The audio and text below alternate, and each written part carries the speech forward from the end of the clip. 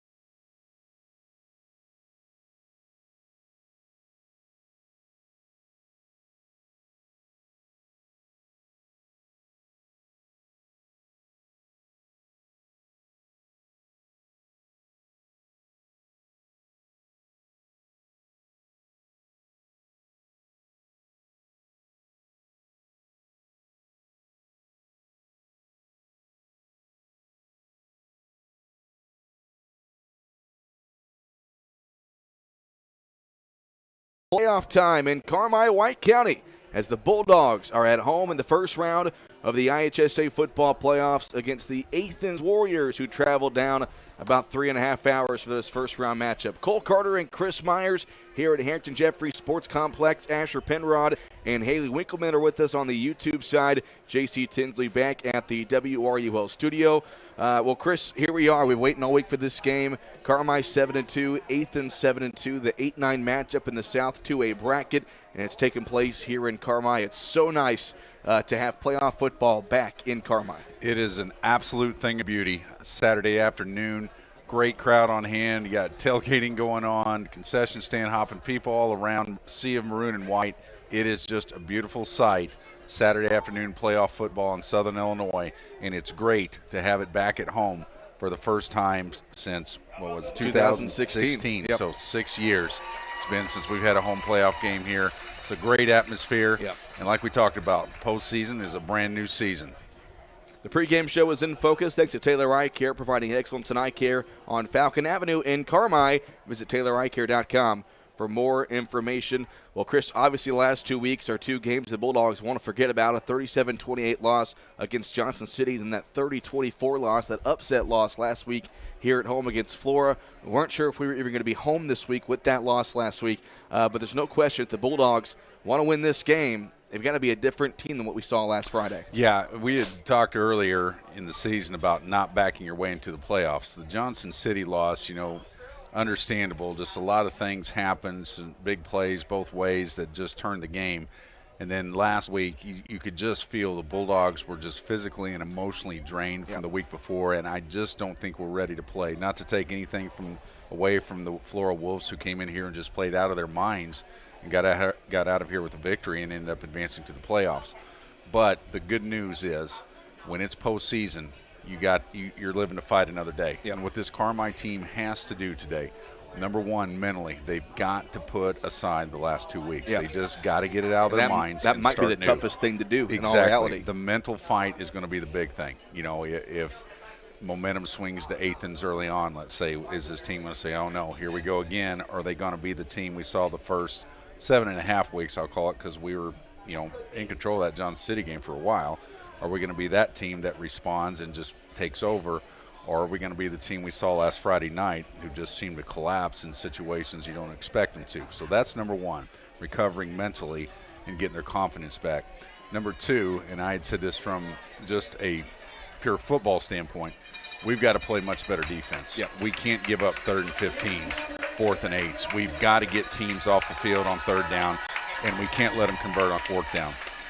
If we can get some stops early on, that's going to give the confidence booster our defense needs to say, okay, we can hang. Now let's let our offense do what we do. We're a methodical, slow drive, grind type offense. So your defense has to keep people off the field. Absolutely. So that's going to be critical today. Yeah, talking about this Athens team, really it's very similar to who Carmi is. They have the same record, and they really run the same kind of offense. We're going to see Athens in a double wing formation with a running back right behind the quarterback, and they're going to run the football a lot. They run the ball about 85% of the time, a lot like Carmi. Carmi's probably more in the 92, 95 range in if that not department. 99. but regardless, it's not going to be a team that's going to throw the ball all over the place. Carmi defensively has got to be ready for the pass, but the biggest thing for the Bulldogs defense is going to be getting pressure up front and trying to stop these running backs, most notably Corey Craig, their leading rusher, with over 1,200 yards and 18 touchdowns. Yeah, and you look at that, Corey Craig, you just said 1,200 yards. You look at Isaac King, 1,700 yards, and you think, wow, unreal. This kid's 1,200. I'm telling you, any kid that rushes for 1,000 yards in a season is phenomenal. Right. Yeah. So obviously, this Corey Craig is a fantastic running back with over 1,000 yards rushing this year. But the good news is, yes, this offense, this type of offense, the last 2 weeks has given the Bulldogs fits. But here's the thing: this is the old third time's a charm. Now you know what to expect. You know how to defend it. You know the ins and outs of it. By this time, you've seen it. You can adapt to it. The defense should be able to adjust today. The other thing is, they're a very athletic team, much like us. They're not monstrous up front, not like the Johnson Cities and the Fairfield. Even Flora had some 290, 300-pounders up front. So I think that's going to benefit our defensive line. Use our athleticism and kind of blow things up. A lot of times what you got to do against double wing offenses is you have to, number one, what I call blow up the line of scrimmage. You got a lot of pulling linemen, a lot of double teams. If you're the defensive lineman getting double teamed, you got to hold your ground, push the pile back, allow your linebackers and ends to be the playmakers. So that's going to be important for the Dogs today. Great crowd on hand. Again, the first home playoff game in 6 seasons. Last time the Bulldogs were at home, they hosted Shelbyville back in 2016. And the Bulldogs lost that contest. Bulldogs have not won a playoff game since 2013 on the road at Chester. They have not won a home playoff game since all the way back in 2006. So the Bulldogs are definitely due for a postseason win here today. If the Bulldogs win today, they will travel to either Chester or Decatur for Decatur St. Teresa. That game is also going on this afternoon. We'll try to find scores on that game as we go on throughout the day today. Beautiful afternoon, great weather for some high school football. And we are ready to get rocking and rolling. We're about 14 minutes away from kickoff. The Carmi-White County Marching Bulldogs are on the field playing the fight song to get the crowd amped up. And, Chris, there's not much more you can ask for on a Saturday. No, this crowd is amped up. Like we said, you got here way before the game started, and there was already people sitting in the stands. So if you love high school football, there is nothing better, as I've said before, than this atmosphere. This is what you play for. This is why you go through the grind of the two-a-days early on. This is why you go through the grind of the regular season. You try your best to win every single game because you want this opportunity. This is why you play football in Southern Illinois in high school, is to get here, to get to the postseason on a Saturday afternoon. Other Black Diamond Conference teams in action today. Sessa-Valier is at home against Central A&M. Flora will travel to City, and there was one more I was forgetting. Fairfield will travel to North Mac. We'll take a 2-minute break for the national anthem right here on 97.3 WRUL.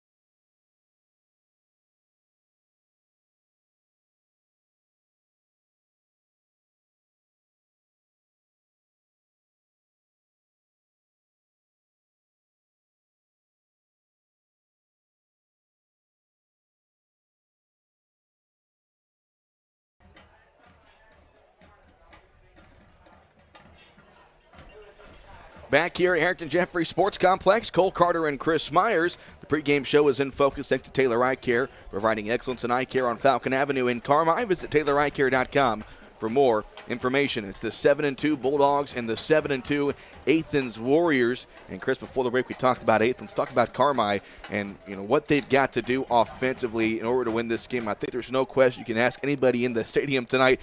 We can expect, but we need to see Carmi throw the ball a little bit today. Yeah, it's obvious what we do. We've seen it for 9 weeks. Anyone who scouts us, anyone who knows, anyone who's watched, we're going to be run heavy, and that's what we do. It's what we do well. Obviously, the backfield combination of the All-Stater, Isaac King, school's all-time leading rusher, Drax Odd, and Andrew Dodson, and our offensive line, who's been very consistent the whole season. That's our strength. But the question now becomes, can we integrate the passing game? You saw last week and the week before, we were in two situations we hadn't been the prior 7 weeks. We were behind. And the prior game, behind by more than one score. Yeah. So that begs the question, and I think Coach Simon even alluded to it this week, that yes, there are going to be some more situational times in this game where we're going to have to go to the pass. I think late in the third quarter when we went to it, when we tied the game against Flora last week, we ran that play-action pass that King caught for a 70-yard touchdown. Flora had 11 guys stacked, and they weren't expecting that play. We just ran that inside, looked like an inside toss, and lo and behold, there's nobody covering the receivers. So I think without question, you have to integrate that in, especially in the postseason, because like everything, the talent you're playing is better, the coaching is better. I mean, everything's better. How they scout you, they know your strengths, and your tendencies, and you're going to have to mix things up. So for Carmi today, yes, we're going to have to integrate the pass game. Warren Legg has completed 9 of 20 passes this season for 268 yards, 6 scores and no picks. So that's obviously a plus, Chris, for Warren. When he does pass the ball, I feel like he is pretty smart with the football. He's not going to force anything anywhere, and he doesn't take a lot of sacks. We saw him last week trying to scramble for some first downs. Turnovers in general is going to be big for either team today, because obviously when you get to Saturday football, you can't turn the ball over. Carmi this season plus 12 in turnover margin. Athens is plus 7. That's going to be a big factor today. Yeah, both these teams have done a fantastic job taking care of the football, number one, and creating and capitalizing on turnovers. We talked about almost every turnover the Bulldogs forced this year resulted in scores for them, so that was huge. And you alluded to something else. Warren Legg has indeed been very smart with football. No interceptions. Yes, we've only thrown it 20 times, but he has no interceptions, which is just an indicator of, okay, if something's not there, he's not going to try to force something it isn't. He's going to throw it out of bounds, scramble for what he can get. That's a sign of a smart quarterback, is you can't panic in pressure situations, and he doesn't. He's a very smart football player. He's a cool customer, like we said. The fact he's even back there playing this fall is just fantastic due to the severity of the injury he had to his ACL last year. So he's done a phenomenal job of guiding the offense, but I think he's going to be called upon more today to do more than he has in the regular season. And one of the biggest factors in today's game is going to be the line of scrimmage for both sides. The Carmi defensive line, the Athens offensive line, and vice versa. The defensive line for Carmi has struggled the past couple of weeks, especially in the second half against Johnson City, in the second half last week against Flora. But it's an Athens offensive line that is not huge in terms of size and height and weight, but they're quick. So the Bulldogs defensive line is going to be important to get off the football and try to cause some havoc up front. Yeah, and I think it's going to be a motivation for them, because anytime you're a lineman, you are fighting an individual battle when you're an offensive or defensive lineman. The only people, and I said this in coaching, and anyone who's played the line will know this, the only people who know who won the battle, number one, are you and the guy across from you. Number two, your coach. And the only person watching you personally in the stand might be your parents. Yeah. That's it. Everyone else is just watching where the Worried ball about is. where the ball's going. Yep. You are fighting an individual battle when you're a lineman, and it's a pride thing. And I think the last 2 weeks, the defensive line, the second half of the JC game, and then, quite honestly, 4 quarters against Flora was just ended up later in the game getting shoved around. And so I think today they don't want to see that again. Yep. They don't want to be that again. I think they're going to be motivated to play a way more physical brand of football, get off the ball quick, get in the gaps, use your technique, use your hands, shed blocks, and just say, okay, enough's enough. I think that is the key more than anything, more than our offense, more than any facet of football. I think how we play defensively up front today is going to determine this whole ball game. In terms of injuries, Carmi back to full strength. Gavin Payton, we saw him leaving the game last week with a shoulder injury. At first thought it was a broken collarbone. Later to find out he's going to be okay. He's going to play today. Not sure if he's 100%, but anybody you can get back on that offensive line is going to be a major help. He's also a defensive lineman as well. Mitchell Edwards is also back in there today, our punter and kicker, because special teams in a playoff game is important. We talked about a couple of times in years past, even here at home where the Bulldogs have played in playoff games where special teams makes a difference. It's going to be great to really have offense, defense, special teams back in full strength for Carmi. Yeah, talking about Gavin Payton, especially on that defensive front, he's a 250-pound junior. And I'm telling you, he's a stout 250. Yep. I mean, he just brings a load with him. This is my 230. I'd say he's more like 250. I'll say that. But he is a key factor up there, especially defensively. So having him back is going to be huge. And then it's going to be great to have Mitchell Edwards back as well for his special teams play and punting and kicking. And if called upon, we've seen he can throw a football. So who knows what we'll see today. Playoff football, things change. And here's one thing Bulldog fans always need to remember, and this is from knowing him personally, coaching with him. Coach Kurt Simon always goes to his what I call mad scientist coaching lab in the postseason. He's doing the let's draw this up in the dirt. There will be some wrinkle, there will be some play that he will pull out today that we haven't seen in a key situation. That's always been his MO in the postseason. So don't be surprised if you see something like, where'd that come from? We know Carmi's going to be prepared to bring out whatever tricks they need to in order to win this game because, again, Chris, it's postseason. There is no tomorrow. Yeah. And for a Bulldog team that started the year 7-0, the expectations were roof high. And now here you are, you're 7-2, and you're playing a pretty good football team that you probably wouldn't be seeing today if you would have won last week. Right. But regardless, a very beatable football team today. And I think Carmi, if they come out with some energy, it's something else to talk about, energy. Didn't feel like there was a lot of energy with the team last week, but with a great start today, they can put themselves in a good spot. Absolutely, and that's the thing about a playoff game. It's a new season. You have new life. You have a chance to put these past 2 weeks behind you, start over. Great energy, great atmosphere, great crowd, everything you want. Playoff lives are on the line for these seniors. It's win or go home. Like you said, Cole, there is no tomorrow, so you got to play like it each and every snap, and we got to see if the Bulldogs are going to do that today, and I believe they will. There's not many things better than playoff football here in Carmi as the Bulldogs are getting set to run out of the tunnel. Trey Mason, the PA announcer, getting the crowd fired up, and it is a fantastic crowd on hand on the home side.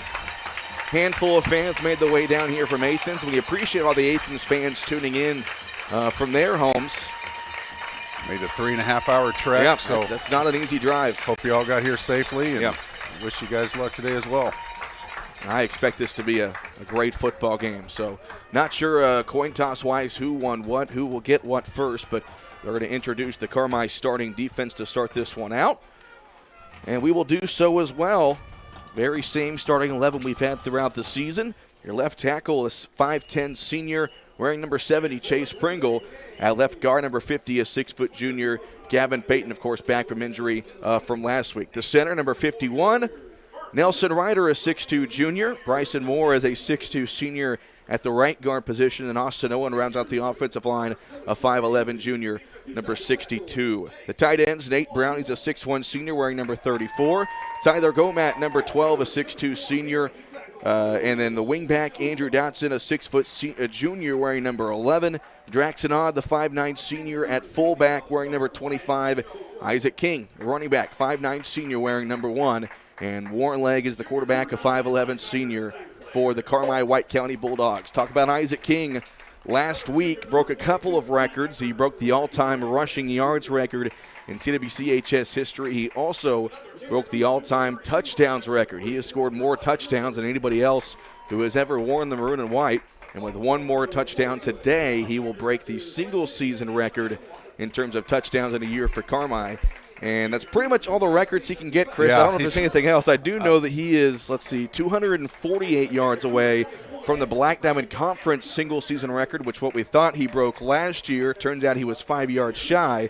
He's got to get about 250 today to get that record, but I'm sure he's not worried about that. But bottom line, I think he's worried about getting his team a win today. Yeah, these seniors, you look at all the seniors on our roster. Only thing going through their mind today, you just said it, Cole, is living to play another day. Yep. They're going to put every ounce of energy in their bodies to this game. I have no doubts about that. when you're a senior and when you know it's the win or go home game, you leave it all on the field. You don't leave here today, no matter what, saying, what could I have done, what should I have done? Your mentality is, whatever I have to do is what I'm going to do to help my team win today. Again, the Bulldogs are introducing their starting offense. And you see Athens, they're huddled up in front of their sideline. So, again, not sure who's going to get the football first, who's going to be on defense first. But, Chris, there's no question, whoever gets the football first, a great opportunity to march down the field and score first to really steal the momentum in this football game early. With the style of both these football teams, who scores first could be the indicator of who wins this game. Yeah. Because the style of both these teams are run heavy, neither one are come from behind, quick strike, spread it out football teams. Now, Athens does have a trips look they go to every now and then. When they have to, they will spread the field, but it's not their forte either. It's not their strength. And we know it is definitely not the Bulldogs' strength. So I think a critical component as well will be who scores first, because neither of these are real come from behind football teams. Again, these are two teams, like you said, that run the football first. They're run-heavy teams. Athens will pass when they need to. Carmi will pass when they really need to. Yeah. But again, Chris, I think it's going to be a battle of the line of scrimmage. Both these teams have fantastic running backs, but it's going to be which offensive line can allow their running back to get more running room. Yeah, it's really almost two identical football teams in that aspect because, like we say, the Warriors have a three-headed monster in their backfield of Corey Craig, Camden Biggard, Camden Austin. Craig, a 1,200-yard rusher, which is absolutely nothing to sneeze at. That's a fantastic season. Biggard with 783 yards, Camden Austin 546. Carmi with their three-headed monster. Isaac King, obviously we know about, 1,703 yards on the season. Drax Odd, a rugged ball carrier with 602 yards. And Andrew Dodson with 269 yards this season, the speedster. So two evenly matched teams, two similar styles. It's going to be one of those just grinded out type fights. So we'll see how this goes. And you made a great point this morning on the sports show, Chris. This very well could be one of those games. Obviously, Athens, their focus is stop Isaac King. This could be a chance for the senior, Draxidon, and the junior, Andrew Dodson, to have the games of their lives if the opportunity presents itself. Yeah, and you know that's what Athens has been scouting. The first thing they're going to see is, okay, they got an all-state tailback. We've got to stop him. We've got to stop number one. Well, guess what? Draxon and Andrew Dodson are not slouches. They're good football players. So I think this is the opportunity for them to step up, make some plays, get the ball in their hands, and also your tight ends, Nate Brown, Tyler Gomez. When you're called upon for the play-action pass, which we're going to have to integrate, they got a chance to shine. So it's going to be a collective effort today. Bulldogs will get the football. They'll be going right to left in this first quarter. They are wearing their all-maroon home uniforms and white helmets. Athens in their all-white. Pooch kick on the Bulldogs sideline that will go out of bounds. And so the Bulldogs will start with great field position. That was also a topic of discussion this morning, Chris, is field position. Mentioned how that kind of hurt the Bulldogs in that Johnson City game, but going to start the ball game on a good side of the field. Well, I think Athens also has scouted the fact that King is back there as a returner. Yep. So I think their strategy there was let's not even give him a chance. So they would rather give the Bulldogs decent field position at the 35 rather than put the ball in his hands. So Carmi will have the football at their own 35-yard line, ball on the left hash. And we are ready to rock and roll here at Harrington Jeffrey Sports Complex. Cole Carter and Chris Myers, so happy you could join us wherever you're watching or listening. Under center is Warren Legg in the power I formation. Isaac King is behind him. They go to Odd. Up the middle. Odd gets it across the 40-yard line. And Draxon Odd's going to pick about 8 yards on the first play from scrimmage. And like we talked about on cue, Drax Odd, the other guy in the backfield. Yeah, that guy. That guy makes an 8-yard gain on a beautiful, grinded out, just crossbuck off the right side. Bulldogs bread and butter, and great way to start. Athens lining up in a 5-man front, similar to ours, 2 linebackers. Their safeties are walked up next to the backers, so it's basically a 5-6. Kind of what we expected, too. Under center is Legg here on second down. Give off to King off the right side, and this time Athens is going to get in the backfield. King tries to get a second effort, but they'll give him forward progress right at the line of scrimmage with the football just shy of the Carmi 45. It's a third down, and actually gave him about half a yard there on the run. So it's third and really short here for Carmi on their first possession. That was Corey Craig coming up from a linebacker position. Again, they had him scouted. They know who they had to stop primarily, and they were looking for King. Quarterback sneak here for Warren Legg on 3rd and short, and I think he's going to have it. They did. According to the far side official. Yep, first down. Carmi had to rush Appliance first down, and here we go, Chris. It's one play at a time. Move the chains. Carmi does not need 70-yard runs. They need these 4 yards here, 3 yards there. Move this football. 3rd and 1, you need a yard. Yep. That's exactly what they did. Legg with the sneak. Beautiful way to start. Converting a 3rd down. So 1st and 10 for Carmi from their own 46-yard line. And again, there's not a single Athens defender past 5 yards of the line of scrimmage. Under center is Legg. The move out of motion. They toss to on the right side. He tries to cut up field, and he can't. It's a great job by the defensive lineman, 53, Braden Leathers for Athens, shooting up to make that tackle. Loss of a couple yards. Well, that was a tremendous job by Leathers on that play. Kind of a little different look there. Nate Brown from his in position was in an up position, and we were in our wing formation trying to run that toss. You know, that may have just kind of been, again, another little wrinkle there, but Athens all over that one. It's going to be tough to run east and west against this Athens team. Yeah. They're quick. We talked about it. Yeah. They're quick. They can cover some ground in a hurry. Yeah, they have some athletes. 2nd down and 12 here for Carmi from their own 44-yard line. Under center is Legg. Back to pass. Legg has time. Did they bring pressure? He lost the football. I think Carmi was able to recover it. And again, you know, Athens is stacking the box. They're going to bring pressure. Thankfully, Carmi falls on the football. Well, you heard me say I was looking at Tyler Gomack going down the field, and he was open. And Legg just didn't have the time. No, it was just a jailbreak up front. I mean, you said it, Cole. When they're stacking the box like that, they're bringing that many defenders. That's more than you can block. Yep. So, you know, if you are going to do the play action, it's got to be quick. I would like to see maybe a screen here. If they're going to keep bringing that kind of pressure. Yeah, they're going to keep bringing that kind of pressure. Carmi sends Nate Brown out wide to the right here on 3rd and 15. It could be 4-down territory if you get a good chunk right here. Legg back to pass. Pressure again. They go with the screen, and Gomat falls down. If he was able to catch that on the run, that could have been a touchdown. But instead, it's 4th down and 15. Here comes the Bulldog punt team. Right there. Carmi was that close from busting a big play on 3rd down. Well, we called it, and it was there. Yeah. Legg just didn't quite have enough time. Pressure coming off that right edge. Odd tried to get there. Legg had to throw that ball maybe a second too quick. Gomat wasn't able to get his feet set, but, man, that was 6 points. We get that. And it's not necessarily any missed assignments by the Carmi O-line. Athens just blitzing the house. Yes. Mitchell Edwards will punt this one away. It's a short punt, and it will take a Carmi bounce and roll right at the Athens 35-yard line. So both teams start their first drives at their own 35. So now let's see what this Athens offense can do. They have outscored their opponents this season 329 to 111. Outside of their 2 losses, it's 279 to 65. So they can score some points, and they do it very similar to how Carmi does it, running the football. They come out in their double wing formation. Craig is behind Drew Cushman, the quarterback, who's under center. Cushman gives it off on the left side. That's Austin, the ball carrier. Austin takes it across midfield. He's in a foot race. 35-30, 25-20. And on the first play from scrimmage, Athens goes 65 yards. Touchdown Warriors. And one play is a backbreaker. It looks like Landon Driscoll is down. He was trying to give chase there at the end, but just an inside counter toss. Play I'm sure the Bulldogs had scouted, and he just broke it. First play of the game. A very, very, very tough way for the Bulldogs to start. We talked about what the defense had to do, and it could not start any worse than that if you're Carmi. So Athens will attempt a PAT here. Eli Schiffer is their kicker, a 6-foot senior. As Driscoll able to jog off the field under his own power. He was shaken up after that touchdown run. So one play for the Warriors goes 65 yards from the senior Camden Austin. And the snap, good hold, and the kick is up, and that kick is good. So with 8:37 to go here in the opening quarter, Athens strike first. It's the Warriors. We'll take a 30-second break right here on 97.3 WRUL.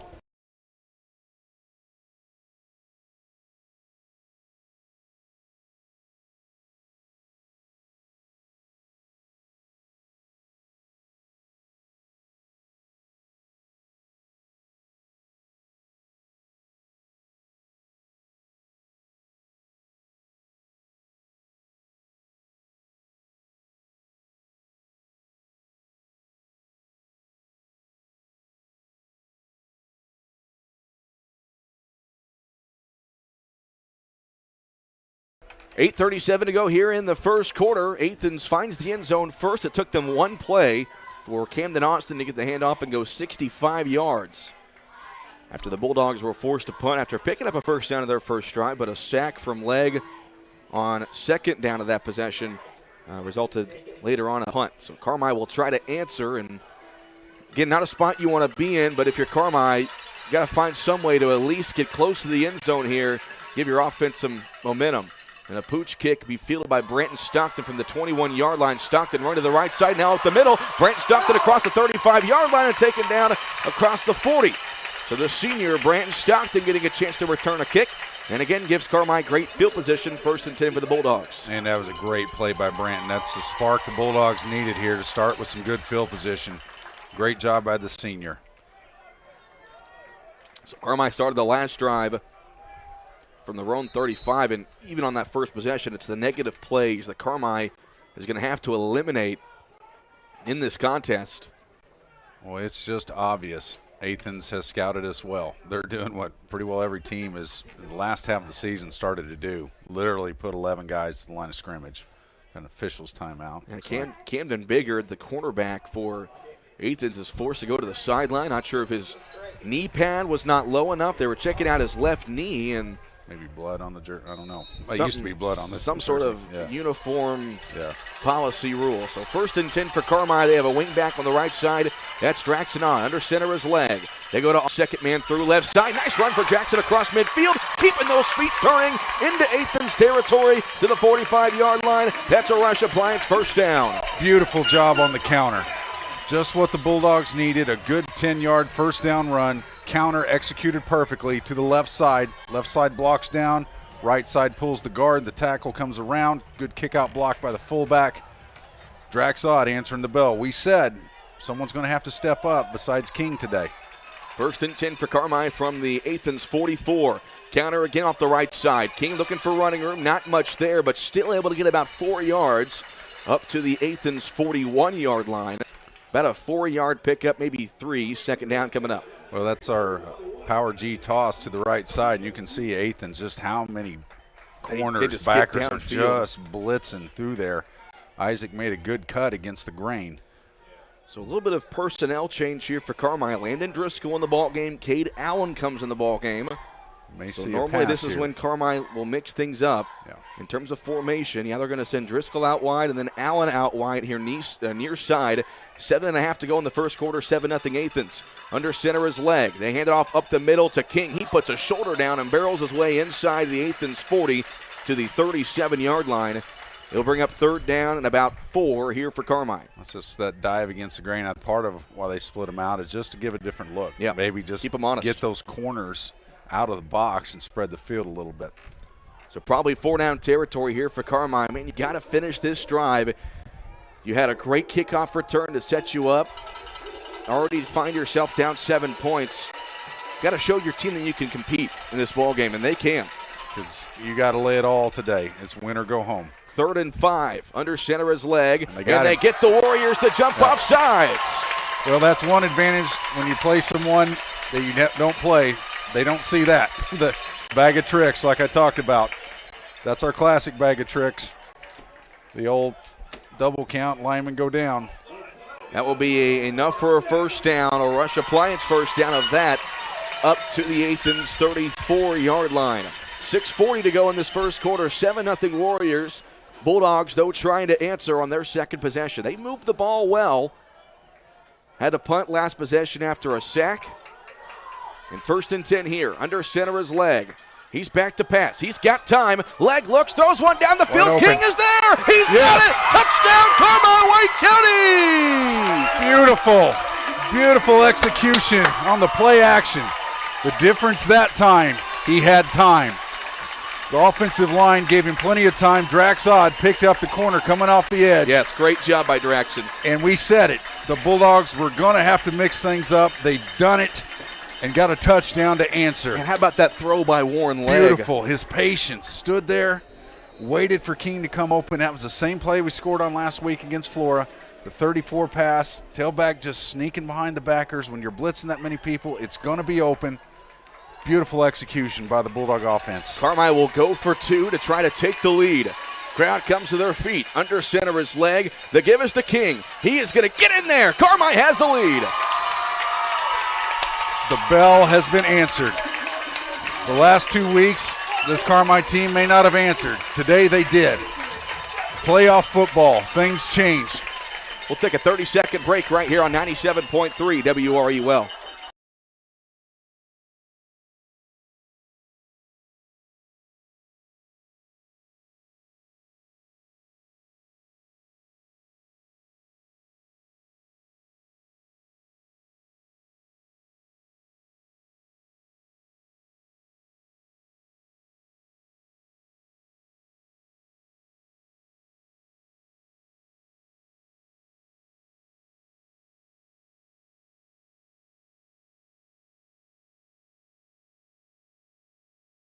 Harrington Jeffrey Sports Complex. The Bulldogs take the lead on a nice touchdown drive. About 55 yards they went thanks to a great kickoff return by Branton Stockton. And they do it with a pass play. Warren Legg, a fantastic pass to Isaac King from 35 yards out. King also ran the two-point conversion. And with that touchdown, Isaac King is now the single-season touchdown record holder for the Bulldogs, and I'm pretty sure that's about every record he could get now. Yes. Like, what else is there? Kitchen sink. Line drive kick is muffed initially and running up the middle on the kickoff return, and a big hit. That was number 7 on the return, Jared Schnapp. Caleb Sievers welcomed him to Carmi on that hit. Well, we said, Cole, some things are going to have to happen. Special teams. You got the good return by Stockton to spark the drive. Mix in the play-action pass. Touchdown on a play-action pass. Now we're up to 1-point lead. Now we're going to have to play defense, to put it bluntly. So if you're Carmi, you've shown that you can play in this football game. Offense has looked good in the first 2 drives. But can the defense get a stop? Cushman hands it off on the left side, and running with the football is Biggard. Biggard breaks a tackle, and he's going to be knocked out of bounds across the Athens 40-yard line. That's going to be enough for a Warrior first down. Well, they just hit that edge well. It looked to me, not to, on the up here, Caleb Sievers got held a little bit. I thought so too. I thought I was going to see a flag on that. It's tough to run on the corner with Caleb Sievers out there, and it is. More time than not, he's getting blocked in the back or held. Or to give Athens back credit, he did a good job breaking tackles. So 1st and 10 here for Athens. They toss on the far side to Craig, and a nice play by Sievers coming up to trip up Craig. He was able to get it across the 45, still about a 4-yard pickup. He'll be second down. He did a great job getting underneath. They're pulling their tackle out on a little toss sweep. Sievers cut underneath the tackle. It was coming out to take him on and tripped him up. Saved what could have been a big gain. Athens has looked good offensively. They have the football at their own 46-yard line. 2nd down and 7. Under center is Cushman in the double wing formation. And move Austin and they give it off to Craig up the middle, and Craig's going to carry Bulldogs with him up inside Carmi territory to the 47-yard line. He'll be just shy of a first down, 3rd and short here for the Warriors. 5 minutes to go in this first quarter, 8-7 Carmi. Well, the Bulldogs are going to have to hold them on this drive because, obviously the first drive was 1 play and a touchdown. These first few plays, honestly, we haven't slowed them much. They're getting a good push up front. Under center is Cushman, and move a tight end from left to right. Cushman is going to give it off, second man through. That's Biggard trying to bust to the outside, and a nice play by Landon Driscoll to make the tackle, but he's got it up for an Athens first down inside the Carmi 40. Well, we committed to a blitz there. Nelson Ryder, the little backer, came untouched. He tackled the quarterback just after he'd handed the ball off, and Athens is showing some wrinkles in their offense by shifting guys. The tight end was at the left, moved him over to the right before the snap.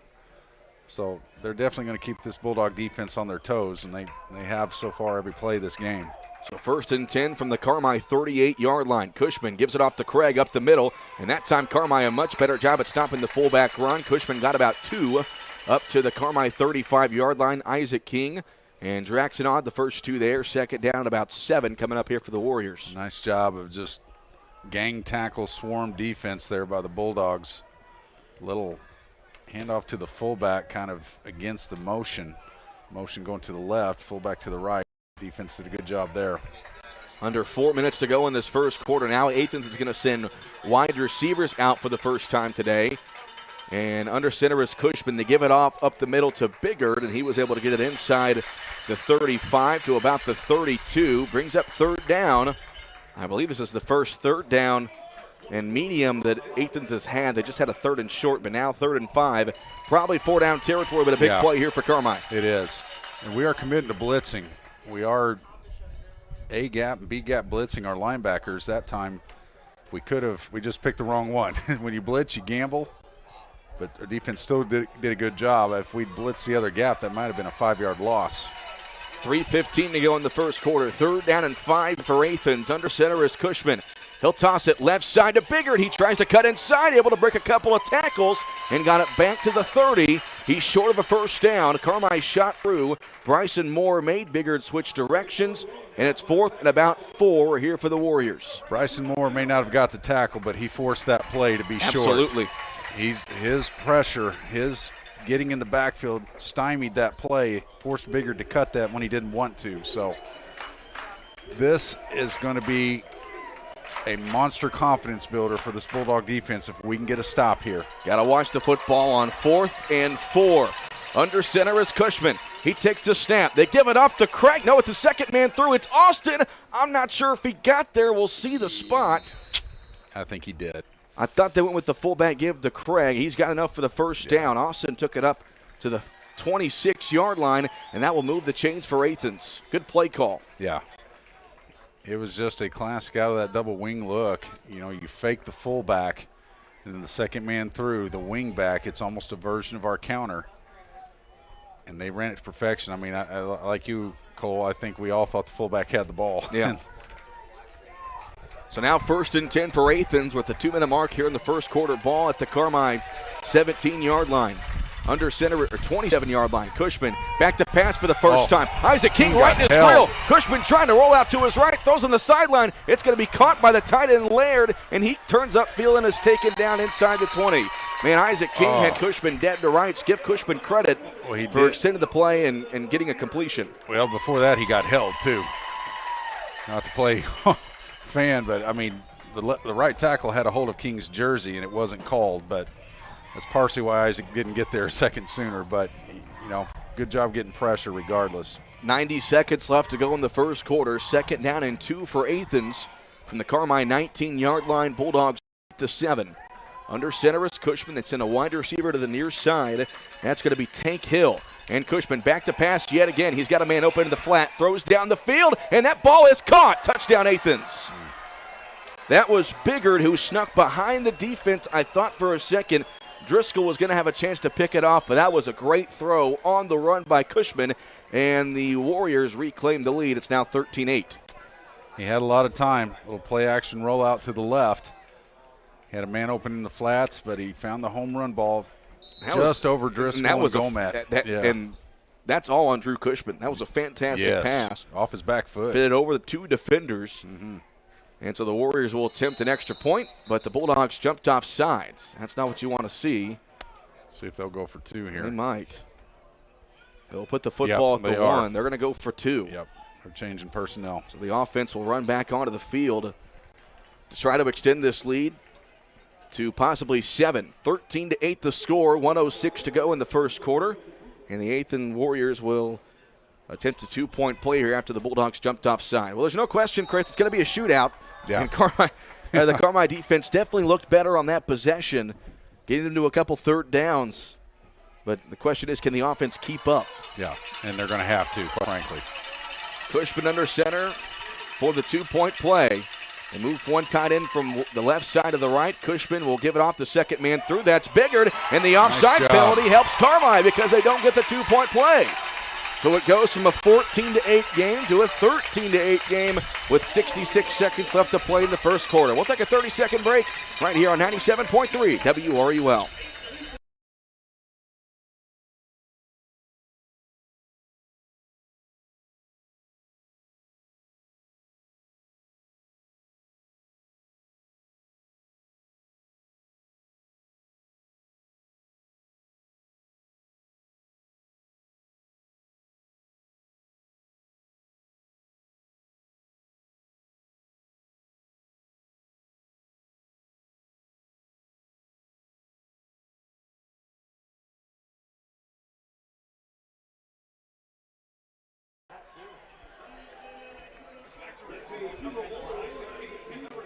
J.C. Tinsley back at the WRUL studio. Cole Carter and Chris Myers here at Harrington Jeffrey Sports Complex. Haley Winkleman and Asher Penrod are helping us on the WRUL Sports YouTube side. Appreciate everybody watching or listening, no matter where you're at. So after an Athens touchdown, the Warriors missed the 2-point conversion, so the score sits at 13-8. Athens has the lead with 1:06 to go here in the first quarter. Here's another pooch kick on the sideline. Cade Allen will field it from the 20-yard line, bobbles it, now picks it up and runs up the middle, and Allen takes it across the 30 and is able to push his way to about the 35. So that's now 3 possessions for Carmi to have the football at least at their own 35-yard line. So 1st and 10 here for Carmi with 58 seconds to go in the first quarter. And I was going to say, before we went to break, that play we stopped them on was the same play they converted that 3rd and about 3 earlier in their drive, or as a 4th down play, actually. So that time the Bulldogs stopped him. But, again, good field position. Athens has basically showed they're not going to kick it deep on kickoff, so we'll take the field position. So 1st and 10 for Carmi from their own 35-yard line. Leg under center. They give it off to King off the right side. King with a great block from Gavin Payton, and they throw in a flag as King takes it across the 40-yard line. I think they got a face mask, honestly. With the way it didn't look like a hold, it was a great job by Gavin Payton getting in front of King. The officials have been quiet so far. No. They're going to say a hold against Carmi. Wow. Curious to see who that was on, because I thought the way when King got tackled, his head turned back. I thought maybe someone got a face mask, but yeah.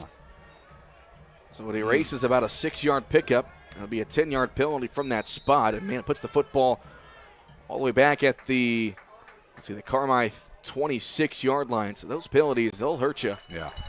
And you can see we're going to that double wide look out of the wing again. Again, we're just trying to spread them out a little. Driscoll out wide to the right. Cade Allen wide to the near side. Under center is Leg. They give it off to King up the middle. Isaac trying to bounce it, but he can't. A great job in pursuit by the Warriors defense. That was Corey Craig who brought him down. Their workhorse running back. And, boy, I tell you, that was a fantastic tackle, because if Isaac breaks that one, he might be still be running. And the Bulldogs have had a hard time trying to run on the outside against a very quick Athens defense. Well, Tank Hill, one of the corners out there at 6'2", 180. Tremendous athlete to have on the edge. 2nd down and 20 here for Carmi from their own 26-yard line. Leg under center. They move Odd in motion. They fake the toss to Odd. Leg back to pass. They run the screen to Gomat. He catches it, turns up field, breaks one tackle, trying to get away. And just a good job in pursuit by the Athens defense. Not much room there for Tyler Gomat, and that will end the first quarter of play. So it's been a shootout so far. 2 touchdowns by the Warriors and 1 for Carmi. And your score after 1 quarter of play, Athens 13, Carmi-White County 8. We'll take a 1-minute break right here on 97.3 WRUL.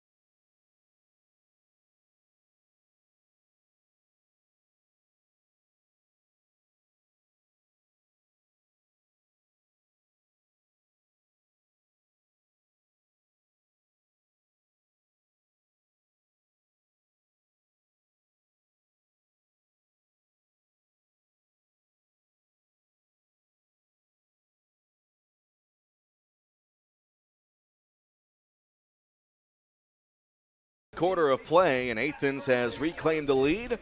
A touchdown pass on their previous possession from Drew Cushman to Cameron Biggard, and it gives us the score of Athens 13, Carmi-White County 8. Cole Carter and Chris Myers. Bulldogs will start this quarter from their own 27-yard line, facing a 3rd and 20 or 3rd and 19. Chris, you don't have any plays in the playbook designed for 3rd and 19. That holding penalty on Carmi on 1st down really put them in a tough spot for this possession. It was a backbreaker. When you're the type of team that we are, that's not a long-played team, you can't have penalties. 3rd and 19, they toss to King on the near side. King trying to turn up field, stiff arms one defender, can't break away from a second. He got it up to the 34-yard line, back near the regular line of scrimmage. And let's see, will Carmi punt? I assume they will at their own 35. You got 10 yards to go here. You'd have to. Yep, they're going to punt it. They send on the punt team. And I tell you what, their workhorse back, Corey Craig, he's impressing me on the defensive side of the ball especially. I mean, we haven't seen many defenders this year who could tackle Isaac King one-on-one, even against Johnson City. But Craig, 2 times now, has single-handedly gotten King to the ground. So Carmi will punt for the second time. And the shotgun is Edwards, or in the punt formation is Edwards. This one a much better punt. It's a line drive, but fielded by, this is going to be number 7 on the return, taking it up across the 35 to the 36-yard line. That was Schnapp. I'll tell you what, if that went over Schnapp's head, it probably would have been able to beat down inside the Athens 20, but instead a nice return by Schnapp out to the Warrior 37-yard line. So 1st and 10 for Athens. 11:05 to go here in the second quarter. Again, 13-8, Athens in front. Good tackle by Cade Allen there. But, yeah, I mean, that was a heads-up play, him fielding that punt, because that thing could have rolled down inside the 10 easily. Starting to feel a breeze going, I guess, to our left to right, so east to west. So under center is Cushman here on 1st down and 10 for Athens from their own 38-yard line. They go to handoff on the left side. That is Austin, the ball carrier. Had a hard time seeing who that was, and not much running room there for Austin. Carmi, like you said earlier, Chris, Carmi's kind of selling out defensively, just trying to get penetration up front. And it's working in the run game so far. Defense looked a lot better on that last possession, despite the touchdown. Yeah, and that was just a great job by Bryson Moore holding his ground there. They were running that power counter, I call it, pulling 3 guys back the opposite way, and he held his ground and stayed at home and made a great play. 10.5 to go here in the second quarter. 2nd down and 8 here for Athens. They give it off to Biggert off the right side, turning upfield. Biggert will be tripped up across the 45, up to the Athens 47-yard line. Brings up 3rd down at about 2. Well, you can see how they truly run the ball. It's running back by committee. Even though Corey Craig was their 1,200-yard rusher, they distribute the ball pretty evenly to this entire backfield. Drax on with the tackle on that play, so it brings up 3rd down and 1 for Athens from their own 47-yard line. 13-8, Warriors lead, under 10 to go in the second quarter. Under center is Cushman. They give it off to Biggert, second man through off the right side. I don't think he got it. We'll see the spot here. It was 3rd down. Thought they were going to go with the dive to Craig, and they gave it to Biggert, the second man through, and he's short. So it is indeed 4th and a yard here for Athens. And I can imagine they're going to go for it here. Oh, yeah. Without question, they'll go for it. I mean, 4th and they're going to they'll measure. It's 4th and not very much, with the football marked right at the. From the box here, it looks like he's a yard short. Yeah. But where the marker is, it's like maybe 6 inches. Need Greg Stewart to back up a couple of steps on the spot for us. Yeah. But it's going to bring up. Let's see, they're going to measure it and still look short by about 6 inches, maybe a foot.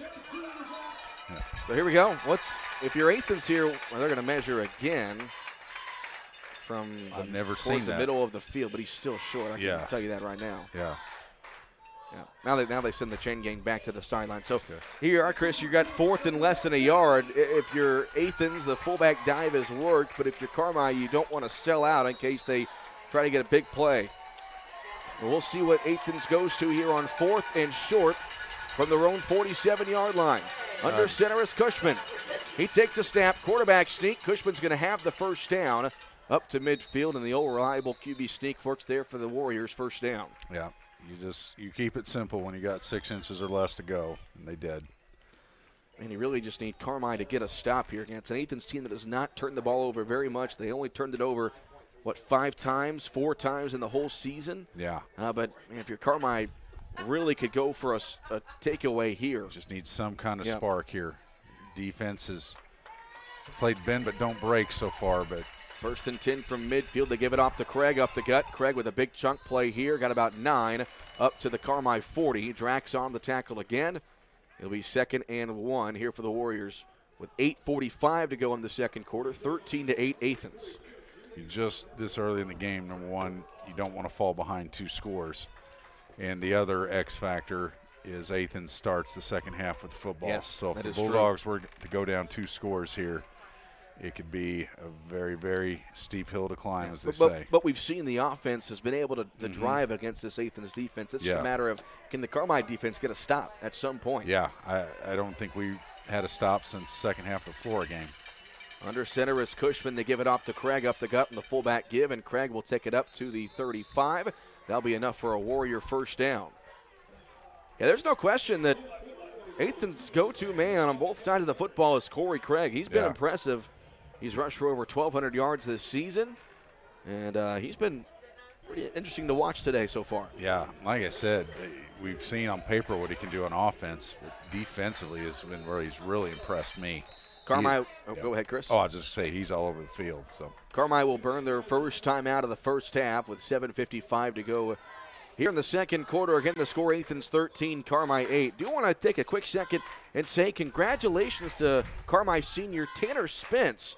He finished in 9th place today at the Benton Cross Country Sectional, and he is advancing to state. So congratulations to Tanner Spence, advancing to state in cross country earlier this morning, and made it back in time to come out for the playoff game. That's awesome. awesome. That's a pretty eventful day, if you ask me. Definitely. Congratulations to Tanner. Also want to say just a big congrats to the entire Carmi White County School District. Yesterday morning they had their Sunrise School Spirit Pep session that also works as the canned food drive, and the school district itself raised over 50,000 pounds of canned goods for the Tri-State Food Bank. So again, a major tip of the cap to the entire Carmi School District for a fantastic canned food drive. It was a great turnout yesterday morning and helped a lot of people in need yesterday for sure. Great seeing all our young people and teachers, staff on TV, but most importantly, raising that kind of, donating that kind of food, canned goods, was just shows the heart of these kids. Absolutely. So 1st and 10 for Athens after the timeout from their own 35-yard line. They give it off to the wing back. That was Austin, the ball carrier, and Carmi all over that. Tell you what, Gavin Payton was about a half second from taking that handoff himself. He was. He almost punched it out of the hands of Austin. Loss of a yard. And that's a spark the Bulldog defense needed. Isaac King finally come to help. It seemed like Gavin was wrapping him up, and it's like, guys, anybody going to help me here? Had 4 or 5 guys around, was waiting for some help, but finally the cavalry came and a 1-yard loss. Something this Bulldog defense needs. So Athens sends a wide receiver out wide to the right. That's Hill. Cushman is going to give it off to Craig up the middle. There's a pack of dogs there on the tackle. So here we go, 3rd and long for Athens, about 3rd and 10. 4-down territory for sure. Now comes that moment. The Bulldogs in a 3rd and 10 have forced Athens to a 3rd and 10. These are the situations where you can't have back-breaking first downs. Got to get them off the field in these next 2 plays because this is a 4-down territory without question. Athens sends Hill out wide to the left side, one-on-one with Landon Driscoll here on 3rd and 10. They move Austin in motion. They give it off to Biggert off the right side. He cuts it up to the middle, and Biggert breaks away inside the 20, and he's going to be taken down out of bounds inside the Carmi 15. Again, the same play that has just worked for them tremendously the whole game, that counter back the other way. 2 guys had him wrapped up. Yeah. Again, a 3rd and 10 is converted to a first down. Athens sent a lot of motion to the left side, and then they give it off to Biggert, who was the last guy through on the right side. A little bit of a jet sweep type play. And so Carmi, man, you had him where you wanted him on 3rd and long. Talk about the 3rd and longs last week. The floor was able to convert. Same thing here. Those are just backbreakers. When you have 3rd and 10s and you give up first downs. Cushman fumbled the football, and he's able to fall on top of it. Tried to hand it off to Craig on the handoff. And that's the first fumble for the Warriors today. He's able to fall on top of it. Yeah, I thought Carmi might have had a chance to get on that, but still, you'll take anything you can get when you're the defense right now. So 2nd down and 11 here for Athens. Ball at the Carmi 14-yard line. With 5:50 to go here in the second quarter, 13-8. Athens has the lead. Cushman goes under center as they send Hill out wide to the right side. Cushman, give it off to Craig up the middle, and Craig gets slung down by Isaac King and directs it on. And again, 3rd and 10 for the Warriors. Might be even 3rd and 12. Loss of a couple there. Well, the Bulldogs have figured out that initial fullback dive. They've got that solved. Yeah. It's the second man through on the sweeps and the counters that they've got to resolve. Kind of the opposite story of what happened a couple weeks ago against the Indians. Yes. That's exactly right. Athens just doing it the opposite way. But now, again, 3rd and long. Here we go. Play of the half for the Carmi defense right here. Possibly play of the game so far. With the football at the Carmi 15-yard line. 3rd down and 12. Under center is Cushman. They give it off to Austin. Up the gut. Austin going to be tripped up shy of the first down. Are they going to say he was down? Yeah. I believe they are. They're all marking him down. He was wrapped up. Couldn't tell if Austin touched the ground. The officials do come in and say he was down by contact. So here we go. It's going to bring up 4th down. With the football at the Carmi 7. They'll go for it, of course. This is the play of the game if you're Carmi. Bulldog fans get on their feet here for 4th down and 4 from the Carmi 7-yard line. You've got to have a stop. Number one, playing Captain Obvious, we can't let them score. But number 2, if we can convert this stop, we can hold them out here, it is going to do a world of confidence for this football team. 4 minutes to go. 4th down and 4 for Athens, and Ryan Knox will burn a timeout. As Warriors did not like what they had drawn up offensively. And so a timeout will be taken with 3:56 to go here in the second quarter. So Chris, obviously playing the game to this point right here for the Carmi defense. He didn't give up a touchdown, what we thought initially there on the 3rd down run. They called Austin down at the 7-yard line.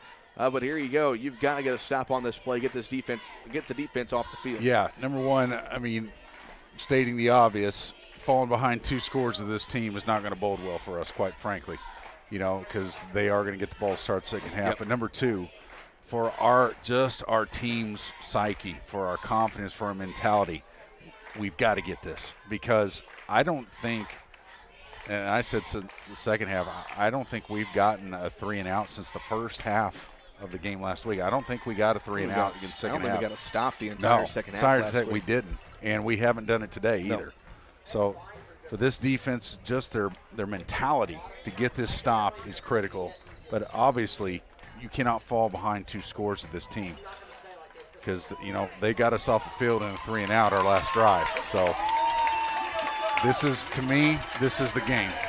Bulldog fans making some noise on a big 4th down and 4 from the Bulldog 7-yard line. Cushman goes under center, a wide receiver on each side. Cushman, he's going to go back to pass. He looks left. He's got pressure. Now he rolls back to his right. Cushman trying to take off. Throws a man wide open. It's Craig. Touchdown, Athens. Wow. Cushman showed his athletic ability. He had 6 guys around him. 6 different players at one time, and he just kept that thing alive, and eventually on a jailbreak, someone's going to be open. And the Bulldog defensive line got to him. He ran to his left, ran to his right, a little Patrick Mahomes, whatever you want to call it. And Craig was wide open in the back corner of the end zone, so it makes the score 19-8. Athens will go for 2. Cushman back to pass again. A man wide open again. That's Tank Hill, and he's got it for the 2-point score. So Athens able to push their lead out to 21-8 with 3:47 to go in the second quarter. We'll take a 30-second break right here on 97.3 WRUL.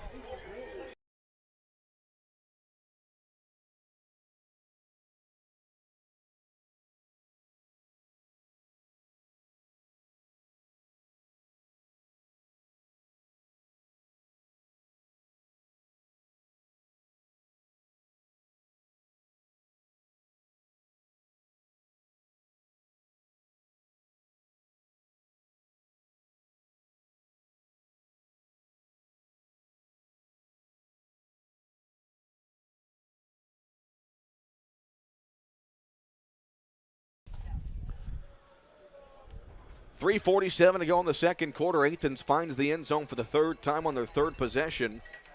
Makes the score 21-8 in favor of the visiting Warriors. And again, Athens will get the ball to start the second half. So we'll see if Carmi can do anything here. Still lots of time to score before this half is over. 3:47. And you really want to hope for a good kickoff return here. And it's an onside kick, and a nice job by Nelson Ryder coming up to get it. He was able to fall on it. And a heads-up play by the junior as Athens tries to go onside, and Carmi's going to have great field position now.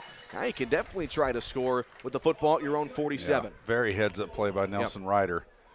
It's always one of those plays, and I'm sure you can say as a coach that's always scary when you have an offensive lineman there on the front side of the kickoff return. But a good job by Nelson to be aggressive and very cover that heads-up onside play. kick. Yeah, when they're onside and you don't have what's called your hands team in, you're always sweating. Under center his leg here on 1st and 10 from the Carmi 47, and Nate Brown flinched. That will back it up 5 yards, and back-to-back possessions. Carmi had the hold on on that last drive that was basically the difference in the drive. They had to punt the football away. Penalties definitely are going to hurt you in a game like this. Yeah, I mean, we talked about we're not a team designed to throw the ball downfield in chunks. We're a run team. When you're putting yourself 5-10 yards behind the chains before you even snap the ball, you're not doing yourself any favors. So 1st and 15 now for Carmi from their own 42-yard line. Under center his leg. They toss it near side to King. Waiting for his blockers to set up. Now tries to cut back to the inside. Was able to get about 3, maybe 4 yards up to the 44. It'll be 2nd down. Well, you called it, Cole. This Athens defense on the edge especially is extremely athletic. Very quick on the edges. They're not huge up front, but they are athletic as all get out. 3:17 to go in the second quarter. 21-8. Athens has the lead. Carmi has the ball at their own 44-yard line. Under center his leg in the power I formation. Takes the handoff, and he's back to pass. Blitz from Athens, and Leg's going to be sacked at his own 40. And I'm not sure if he had to. That was just a jailbreak type blitz. And a timeout taken by Athens is now they're thinking they can try to get one more score before the end of the half. And again, Athens will get the ball to start the third quarter. Yeah, that's a good timeout by Athens. It's 3rd and forever. We're just going to have to run a play and hope you don't turn it over. But that was a killer sack. And again, Carmi, a team, we're not comfortable passing, number one. But number two, putting yourself instead of 1st and 10 when you're starting 1st and 15, you're just not helping yourself, and you're putting yourself in these situations because now Athens knows they can tee off on you because, passing is not your strength. So you're facing 3rd down and 17 from your own 40-yard line. And unless you pick. Thing you got to be careful of, you don't want to pick. Make a mistake. You don't want another sack. So Carmi will have 3rd down and 17 from their own 40-yard line. And they're going to bring out their double wide formation. So Landon Driscoll out wide to the left. Kate Allen out wide here to the near side. Athens has 2 safeties standing 5 yards off the ball. Leg bound to take off with it. And Warren will take it across the 40-yard line and get out of bounds. And actually, I'm going to say he was tackled inbounds, but Athens will burn their 2nd timeout. Actually, that's their last timeout as Leg was able to get it up to the 44-yard line. So it's going to help Carmi's cause. I'm definitely not going for this on 4th down and 15. No, and credit Warren Leg for just that big number 75.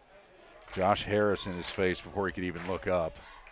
So, again, if you're not good at throwing, you're not giving your quarterback time, and it's 3rd and long, that was honestly the best you could hope for him, just not taking an even bigger loss. So, yeah, you punt this ball, play field position, and just hope you can keep them out of the end zone here.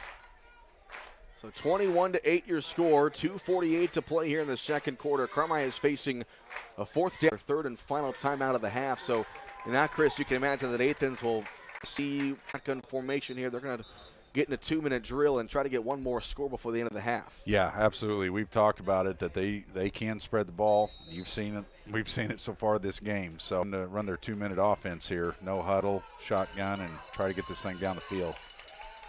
Not a bad punt by Edwards, but snap comes up and fields it from the 15-yard line, 25-yard line that is, and now he's running across the right side. A flag comes in at the very end. 2 flags on the field. And they might get a block in the back on somebody. I can imagine. Noah Pollard was on the ground back near the 35. And yeah, Athens is already backing up back towards their own end zone. We'll definitely take that. And unfortunately, the silence is absolutely deafening on our sideline over here, Cole. There's no question that things could be a lot worse, but Carmi has had their chances. That touchdown pass from Cushman to Craig really just feels like a backbreaker at this point. 8 game, Carmi had them 4th and 4. They had Cushman dead to rights. He just made it just like last week. The quarterback just plays. But this next 2.5 minutes though is important. You never know what can happen. Lots of football left to play. There's no question Carmi has got some room for improvement on both sides of the football at halftime. Cushman under center with a wide receiver out wide to the right here on first down. Cushman gives it off to 40, 35-30, 25-20, and it's a touchdown for Athens. 75 yards for Camden Austin. There are no flags on the field. Same play they've been running the whole game. Again, and he was just untouched. Off the left side, our defense got caught inside. And just, wow. If you're Athens, how much more could you ask for? You don't even need a 2-minute offense. You can score in one play. Well, Chris, we made the point during the break is Athens has made the plays that they needed to make. Carmi has not. They haven't. Yeah, it's simple as that. We said 3rd and longs, 4th and longs. They had to stop them, and we haven't. So the Warriors will attempt the extra point. That one is up, and that one is good. So with 2:25 to play here in the second quarter, your score, Athens 28, Carmi White County 8. We'll take a 30-second break right here on 97.3 WRUL.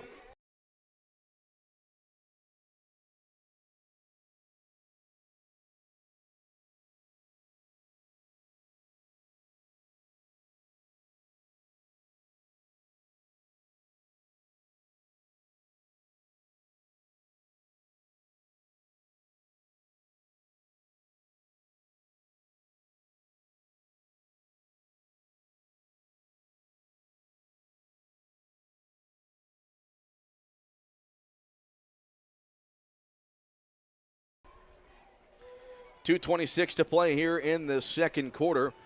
Athens is able to find the end zone once again on a 70-some-odd yard run by Camden. Of the game, and Carmi, man, from where things were earlier in this half, Bulldogs led 8-7. It's been 21 unanswered points by Athens ever since. And we talked about it. We said eventually the defense was going to have to make a play, and I think the touchdown before this last one, that was their chance. That took the air out of the balloon. Kate Allen from the 19-yard, bad return by Allen up to the 34. Well, if you're Carmi, you've got potential to be aggressive here. You got 2 timeouts, football at your own 34-yard line, and really, Chris, you need a score here before the half because you don't want to go into the locker room down by 3 scores. And that means we are going to have to put the ball in the air, but every time we've done that, it's just looked like an absolute jailbreak. With their defenders coming through. So if we try to go back to that screen pass, maybe? Yeah, if we do, we got to give him time. If not, we may be content running and just getting out. Wing back to the left side here of Warren Legg. Give it off to Odd on the right side, and Odd will drag his way up across the 35 to the 38-yard line. Clock running. Athens out of timeouts. Carmi has 2 timeouts left. And Carmi not being real urgent here with their possession. Just maybe just trying to get this thing to half without another disastrous play happening.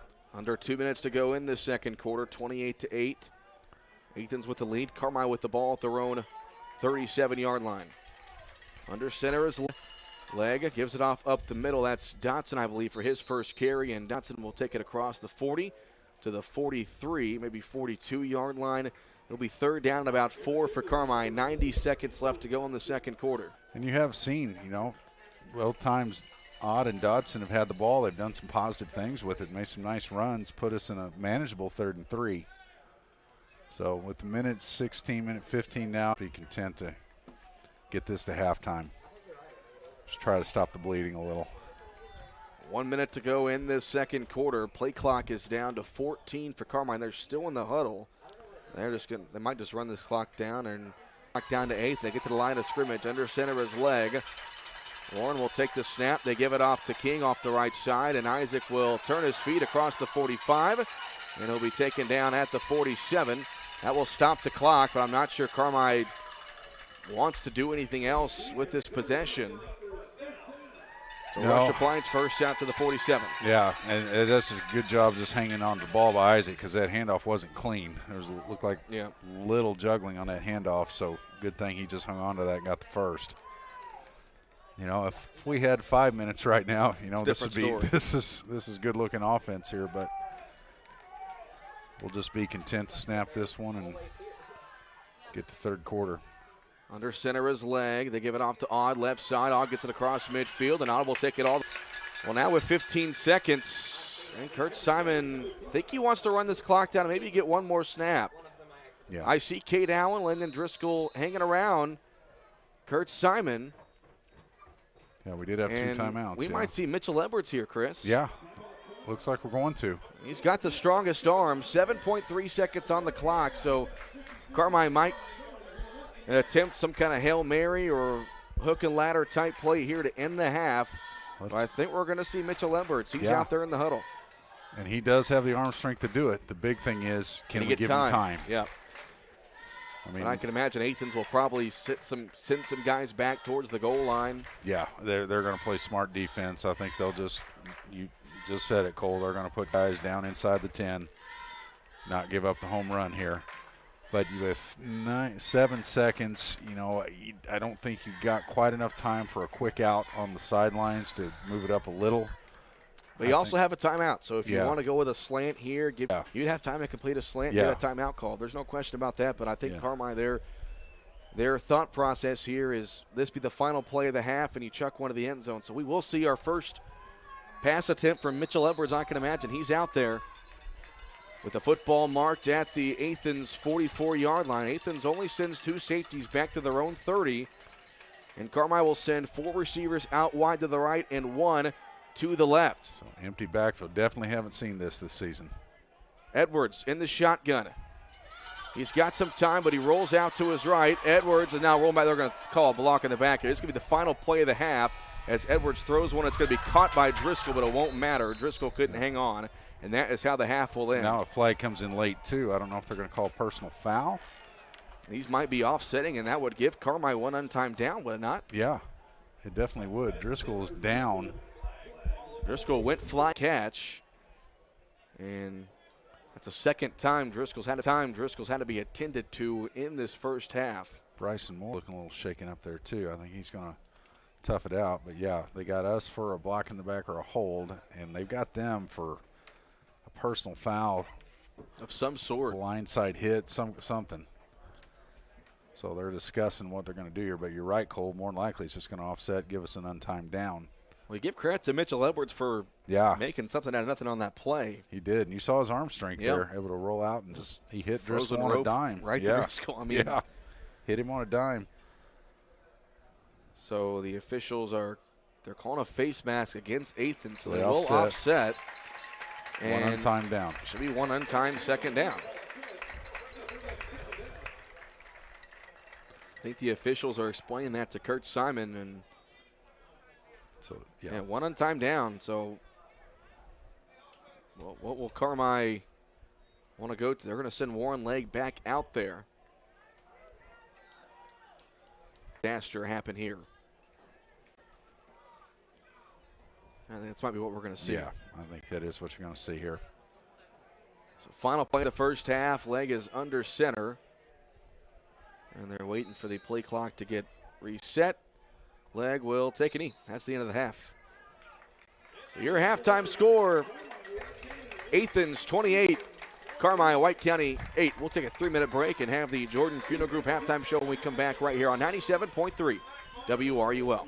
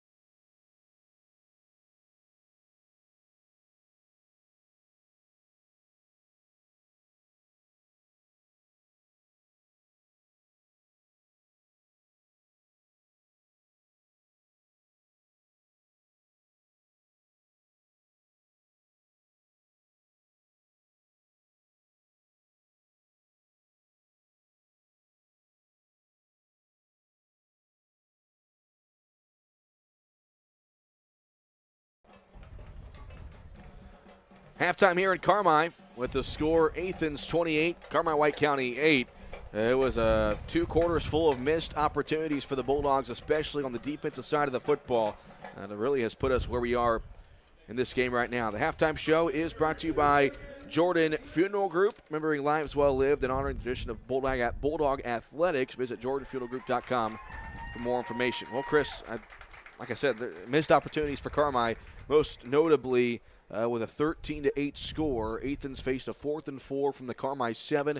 They go back to pass. Drew Cushman had about 3 Bulldogs around him, somehow was able to escape and find a wide-open man for a touchdown. Bulldogs then go 3 and out. Athens scores on the very next play, and definitely a frustrating and sour taste in your mouth there as we in the second quarter. Yeah, and we said before the game, my feeling personally was for the defense. We said, can they get a stop on third down situations, third and longs? All second half last week, back-breaking first downs on third and longs, and we had said we've got to stop allowing that. The play before that 4th and 4, what got them down there close to the goal line anyway was when we had them, I believe it was 3rd and 15. Yep. And again, first down, yep. First down run on a 3rd and 15. That was potentially, if we stop them that series before, if we can hold them, we're getting the ball at decent field position, coming back just down 13-8. Then 4th and 4, it was just, credit Cushman for keeping it alive with that many players around him. And the thing that happens, though, eventually when you got a skilled athletic quarterback who creates that kind of time, he keeps a play alive that long, someone's going to sneak open. And that's exactly what happened. He found, I believe it was number 42, I think Craig is who he found in the quarter of the end zone, no one around him. But, again, just credit Cushman for his ability. But, you said it, Cole. 3 guys were right there, thought we had him. And just the second week in a row, it's like if I've been watching Lamar Jackson or Patrick Mahomes the last 2 weeks back here playing us, and that was the backbreaker. Yeah. And I truly believe, by them getting that score, us going 3 and out, that 75-yard touchdown run they had after, I think that was a result of the defense just getting deflated. Yeah. After battling, it looked like we were finally going to get over the hump and get a stop, and just a back-breaking play. And, that just kind of led to the onslaught from there. And now the Bulldogs down 28-8 are, quite frankly, in desperation mode. Yeah. Well, and also penalties have killed Carmi. Yes. The 2 holding penalty, or the 1 holding penalty on their 3rd possession that they had. They had something going offensively in a 13-8 game. They get a holding penalty, punt the football away. Just uncharacteristic penalties. We saw a false start on the next possession that set them backwards. Especially on early downs, both penalties were on first downs. You set yourself behind the chains on 1st and 2nd down, there's not much you can do. Yeah, they were backbreak because the first holding penalty, it was, we had like a 9-yard gain. Yeah. Beautiful run, and we were in business. And then you go from 2nd and 1 to, 1st and 20, 1st and 15, whatever it is. And it just, against teams like this, it kills you. It just kills you. And then next drive, same thing. We're trying to get back in it. First play, we jump off sides for the ball's even snap. So things we haven't done all year, jumping off sides, holding, have just reared their ugly heads these past 3 weeks. Against average teams in the conference, you can get away with those. But today, no. You see the results when you do it today. And credit Athens, though. They are what they've been advertised. They're a very, very athletic, skilled football team. And, it's not a one-man show. It's not, They've got playmakers everywhere. Their whole backfield is by committee. Cushman has shown some great ability to escape. He throws a nice ball down the field. This is a complete football team that we've seen, and there's a reason. We talked about on the Saturday morning sports show. This team has made deep playoff runs these past 4 seasons. 17, they got to the semifinals. 18, second round. 19, semifinal team. Of course, no season in 20. 21, quarterfinals. Yep. And there's a reason. Yeah. They're a successful program for a long time. Yeah, and there's no and Chris, this happens a lot. When you're a Black Diamond team and you get to the postseason, you're going to face a team from up north who plays pretty good competition. Yeah. And you're seeing a prime example of that right now. Athens plays in the toughest conference, one of the toughest conferences in 2A, and they are making their presence felt here in Carmi. Yeah, they're just a buzzsaw. You know, they're well balanced. They're well skilled. You know, defensively, again, they're not a huge football team up front, but they just defensively, especially. I mean, they've been in the Bulldog backfield every play. They've scouted us well. They're run blitzing. I mean, when we've tried to pass, other than outside the successful TD from leg to king, they're in the first quarter. I mean, every time anyone's tried to drop back, I mean, as soon as they turn around, there's 2 or 3 guys in their face. So, I mean, they're a real complete football team, you know, and they don't throw a lot. Well, I've been impressed with their passing game. Yeah. And they've thrown. Yeah, Cushman definitely has looked a lot better than I thought he was going to look. Yeah, he's a fantastic athlete. So, you know, and defensively, Corey Craig is just he looks like Lawrence Taylor. He's one of the few players I've seen this season that can tackle Isaac King one-on-one. I haven't seen many people in this whole conference do it, but 2 times, open field, Craig has come up and just wrapped Isaac up and got him down, you know, and that's been no easy challenge for anybody if we played this season. Yeah. Well, and Carmi, you know, the first possession they're forced to punt. Athens scores on the first play of their possession. You're thinking, okay, here we go. But then Carmi able to go right down the field. You mentioned the touchdown pass from leg to king. They got the 2-point score. Took an 8-7 lead, and they had their chances against Athens on a couple of third downs, couple of fourth downs. But even, Chris, I thought to me the Carmi offense wasn't doing a bad job at getting 4 yards here, 5 yards there, 6 yards there. But the holding penalties, that's twice they were pushed back to a first or second and 20, and you can't go 5 yards here, 5 yards there to get scores when that's the case. Mm-hmm. You heard Kurt Simon say it, you know, when you talked to him this week. We had to play a perfect game, and those penalties were drive killers because, yes, we did show the ability to move the ball, but you can't move the ball when you're going backwards from penalties. You know, you just can't put yourself behind the 8 ball, and you know, unfortunately, we've done that too many times. But even when it was when they scored their second touchdown, we held them out on the conversion. You know, we got our next possession. You know, we had some chances there, but you know, we had a 3 and out. And I thought, okay, our defense, that series when it's 13-8, you're exactly right, Cole. That to me, I'd said that's going to be the pivotal moment in this game. Had we gotten that stop, I think we could have taken our time, and like you just saw that last series, just start getting small chunks of yards, let your offense be your defense.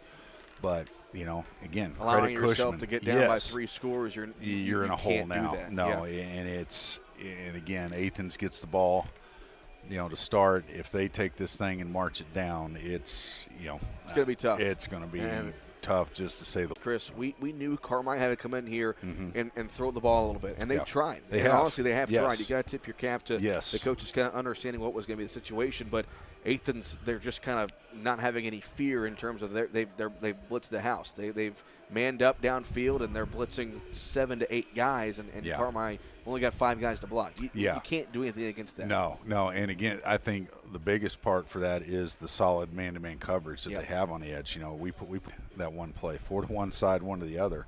They manned it up, and they still, you know, they're bringing 6, so someone's coming unblocked. You know, when it's 5-on-5, only the quarterback's back there, they're blitzing somebody, someone's going to come free. And, you know, credit them for their scheme and their athleticism. But, you know, it's just tough. You know, the Bulldogs have indeed went to the pass a little more this game. And to their credit, they knew they would have to. But Athens has just answered the challenge more often than not with just good, solid football, especially in coverage and, you know, and again, scheme with just constant blitzing. That's, you know, I've said it all year. How do you offset a team that spreads the ball and likes to throw it? You get heat on the quarterback. And they've done it every play. The one time we did score, Leg had some time. That was the difference. So we're about 5 minutes away from the start of the second half. Again, the halftime score, Athens 8, Carmi County 8. Trying to find some other scores from around the area. They haven't been too successful in that department just yet. I did see a score from a long time ago. It was North Mac leading Fairfield 7-zip in the first quarter. But again, have not seen anything since then. But I'll keep looking and let you guys know if I see anything. But there's no doubt, Chris, this was about what we expected from what we saw and what we read about this Athens team, we knew this was going to be a running football team that was going to run hard, be athletic, and be aggressive, and that has been all and then some of what Athens has done today. Mm-hmm. They, our concern was more, so when you got a 1,200-yard rusher in the backfield and their scheme is a double wing, and, it's what they do most of the time. But I think where they've surprised us is just with the passing game, because when they have thrown it, I mean, we haven't defended it well, and it's just mainly because of scheme. I think they've just caught us off guard a lot, and I think the athleticism of Cushman, has maybe caught us off guard because, you go off the scouting report and you scout who you can, and Craig was their main weapon. That I think Cushman has shown that, hey, when we can throw, I'm a weapon too. He can run it and he can throw it. So, if you're Carmi, especially the seniors, you have 2 quarters of football left for forever. Yeah. And you just come out with the mentality of, I'm going to give every ounce of energy in my body, every breath, everything I got, I'm going to give it these next 2 quarters. No matter what happens, I'm leaving this field today knowing I gave it my all. And that's the mentality that this team has. They got to put it in their mind that it's 0-0 and come out and just battle. Every play, battle. We'll go ahead and take a 2-minute break. When we come back, we'll have the third quarter for you right here on 97.3 WRUL.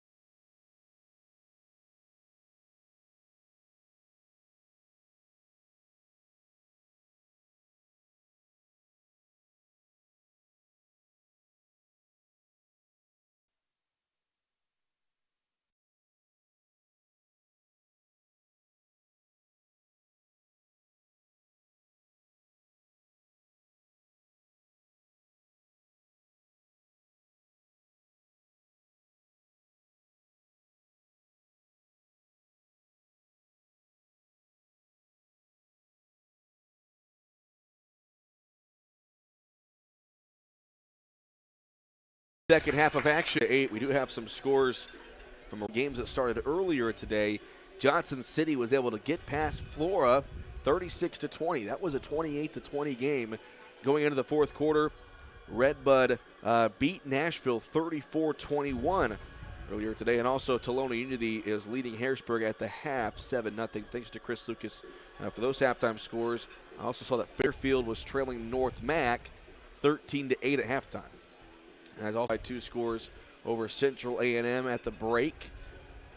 So a couple of Black Diamond Conference teams with some good opportunities to advance to the second round of the playoffs. And looks like we were talking during the break, Flora gave JC all they wanted. Yeah. Because it was it 28-20, did you say, at the end of the third or going into the fourth? It was 28-7 at half, but yes, into the fourth quarter. So Flora gave them a battle too. So absolutely. So Athens will get the ball to start the second half of action.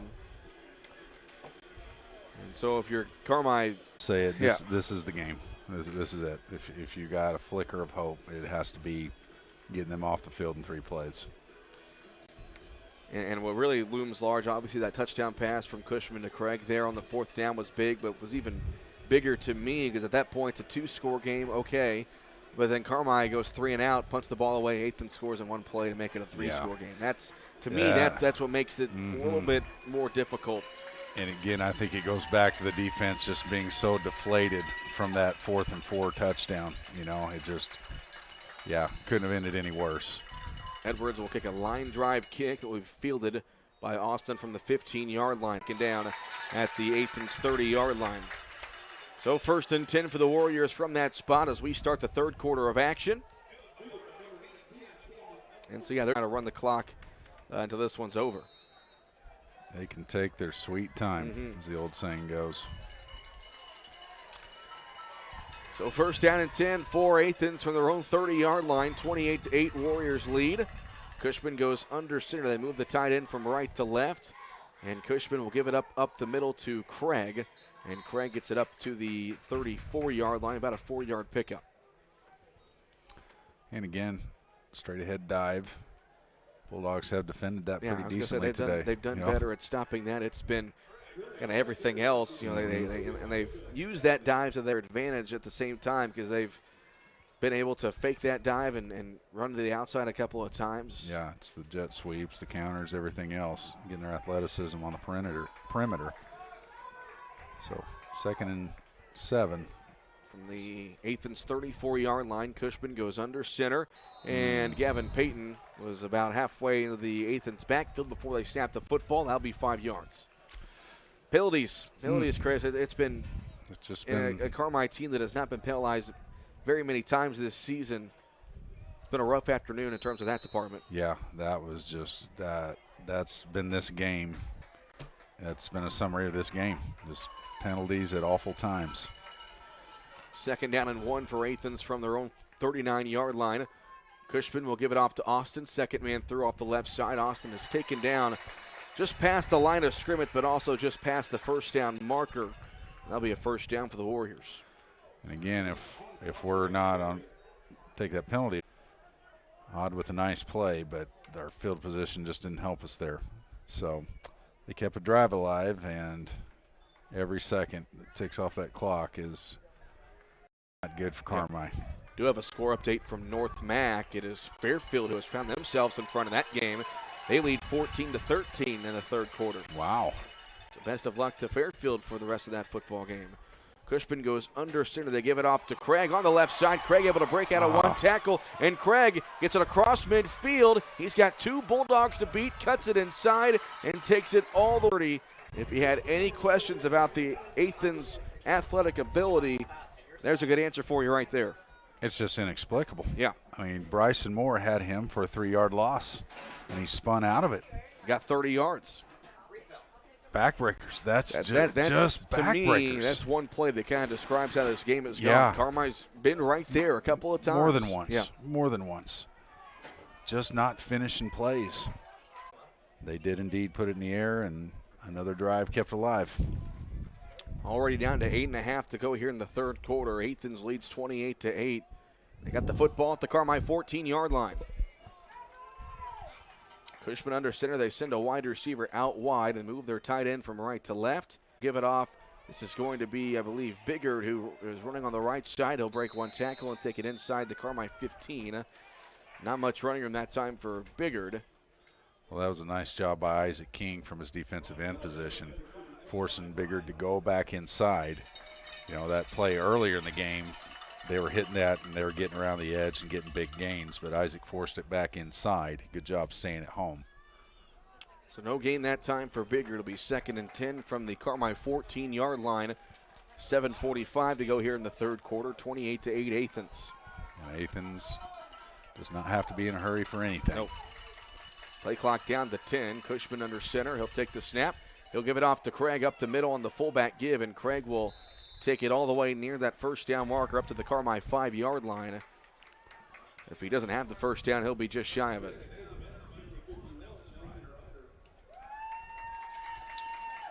And so it's going to bring up third. They're going to say 3rd and a yard from the Carmi 5-yard line.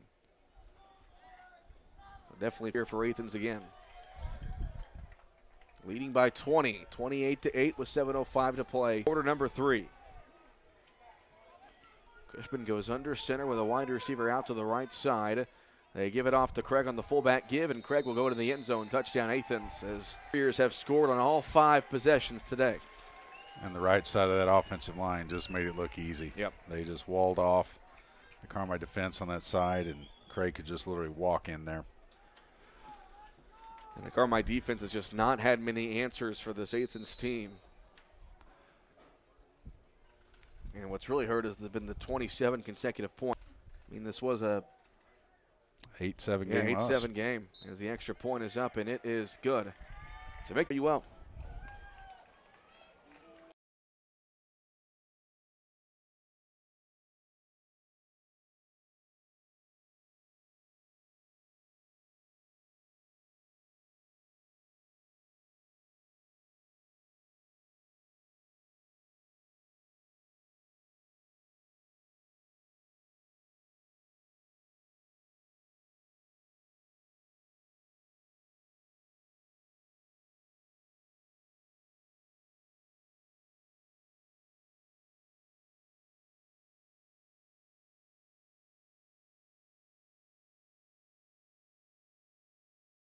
Go here in the third quarter. Athens starts the second half with a long touchdown drive that took about 5 minutes off the clock, a little over 5 minutes.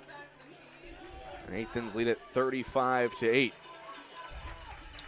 we'll see what Carmi can do on their first drive here in the second half. Be a Gage Hahn kicking it off. It'll be a pooch kick, and Allen will field it from the 19-yard line. Allen running across the left side. Ball across the Carmi 35, and be drugged down to the 39-yard line. Well, it's been evident that Athens does not want to kick it to Isaac King. He has not fielded a kickoff yet today. No. They definitely scouted that well. Just they'll take moderate field position over a return for 6. So score update from North Mac. 19-14. North Mac leading over Fairfield. So Carmi starts this drive at their own 39-yard line. Under center is Legg.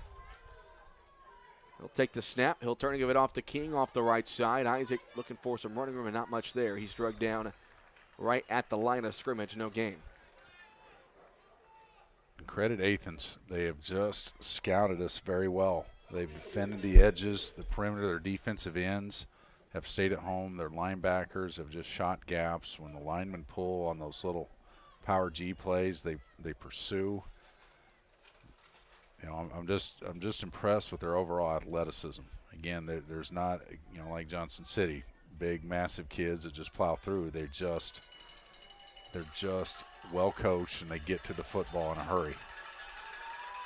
2nd down and 10 from the Carmi 39-yard line. Legg will give it off to Draxon on this time on the left side.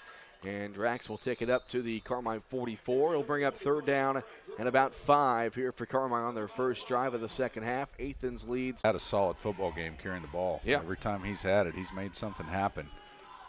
Again, putting us in manageable situations. You like to see the Bulldogs just establish something on this drive. If anything, to keep the ball away from Athens. Yeah. So 3rd down and 5 here for Carmi. We're at the 5:20 mark here in the third quarter. Legg gives it off to King up the middle, and Isaac will get to about the 47. He's going to be short of a first down, but for Carmi, you might as well go for it here. Yeah. Braden Leathers, another kid who's played a heck of a game today at his linebacker position. Just shed a block and got King down. You know, it's not often we've seen this year where it hasn't been to be by committee to get King down, and they just tackle well.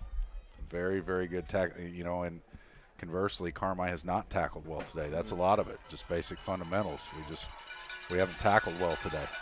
Fourth down, give it off to King off the right edge, and Isaac is going to have the first down up across midfield. That will be a Rush Appliance first down into Athens territory with 4:27 to go in the third quarter. Well, that's a great run by Isaac. He's one of the seniors, and he's showing you he's got no quit in him. And he just willed his way to get those 4 yards that we needed. And that was a big, I mean, if anything, that's big because it keeps the clock moving, keeps the ball out of Ethan's hands, and gives us a chance to do something positive here in this third quarter with the odds mounting and time being very precious.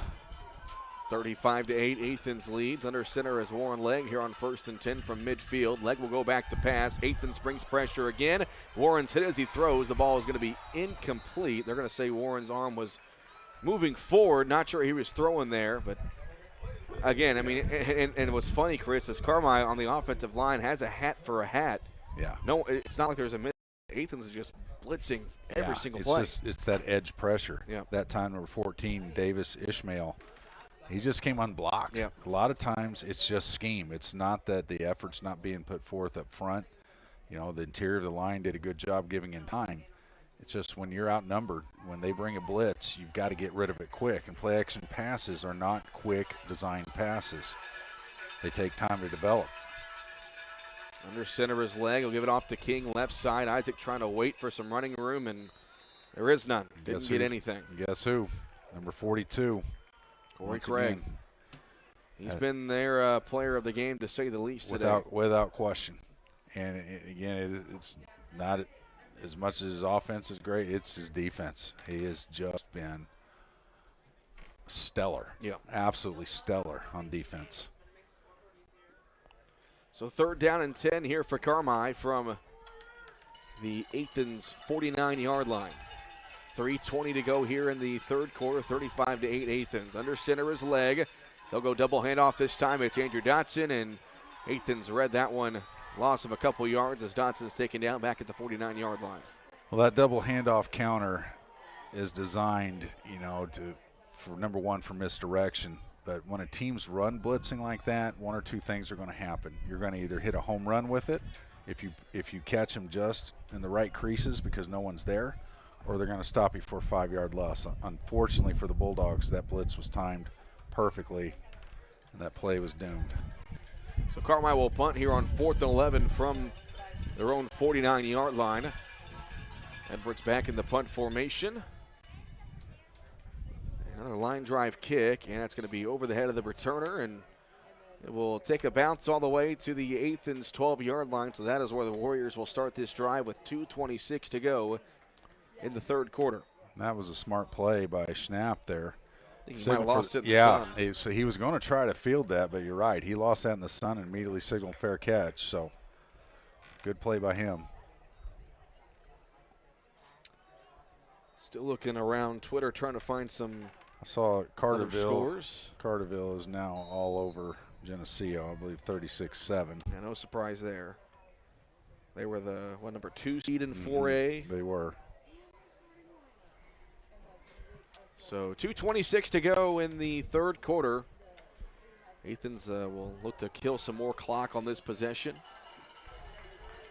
Leading 35-8. Cushman goes under center. Craig directly behind him in the backfield, and they toss it to Craig on the left side. He'll turn upfield, and he'll be stuffed at around the 15-yard line. About a 2-yard pickup there for Craig, maybe 3. And for the first time today, the Bulldogs defensively have great field position.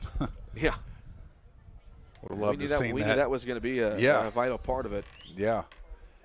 And they, maybe they can take advantage of that. Love to have seen that in the first half. Yeah. But well, and I think the biggest thing for Carmi, despite the 2 long runs by Austin, first and second down, Carmi's in they haven't necessarily let Athens get big chunk plays. It's just been Athens has been able to consistently get that 5 yards, 6 yards. Yeah.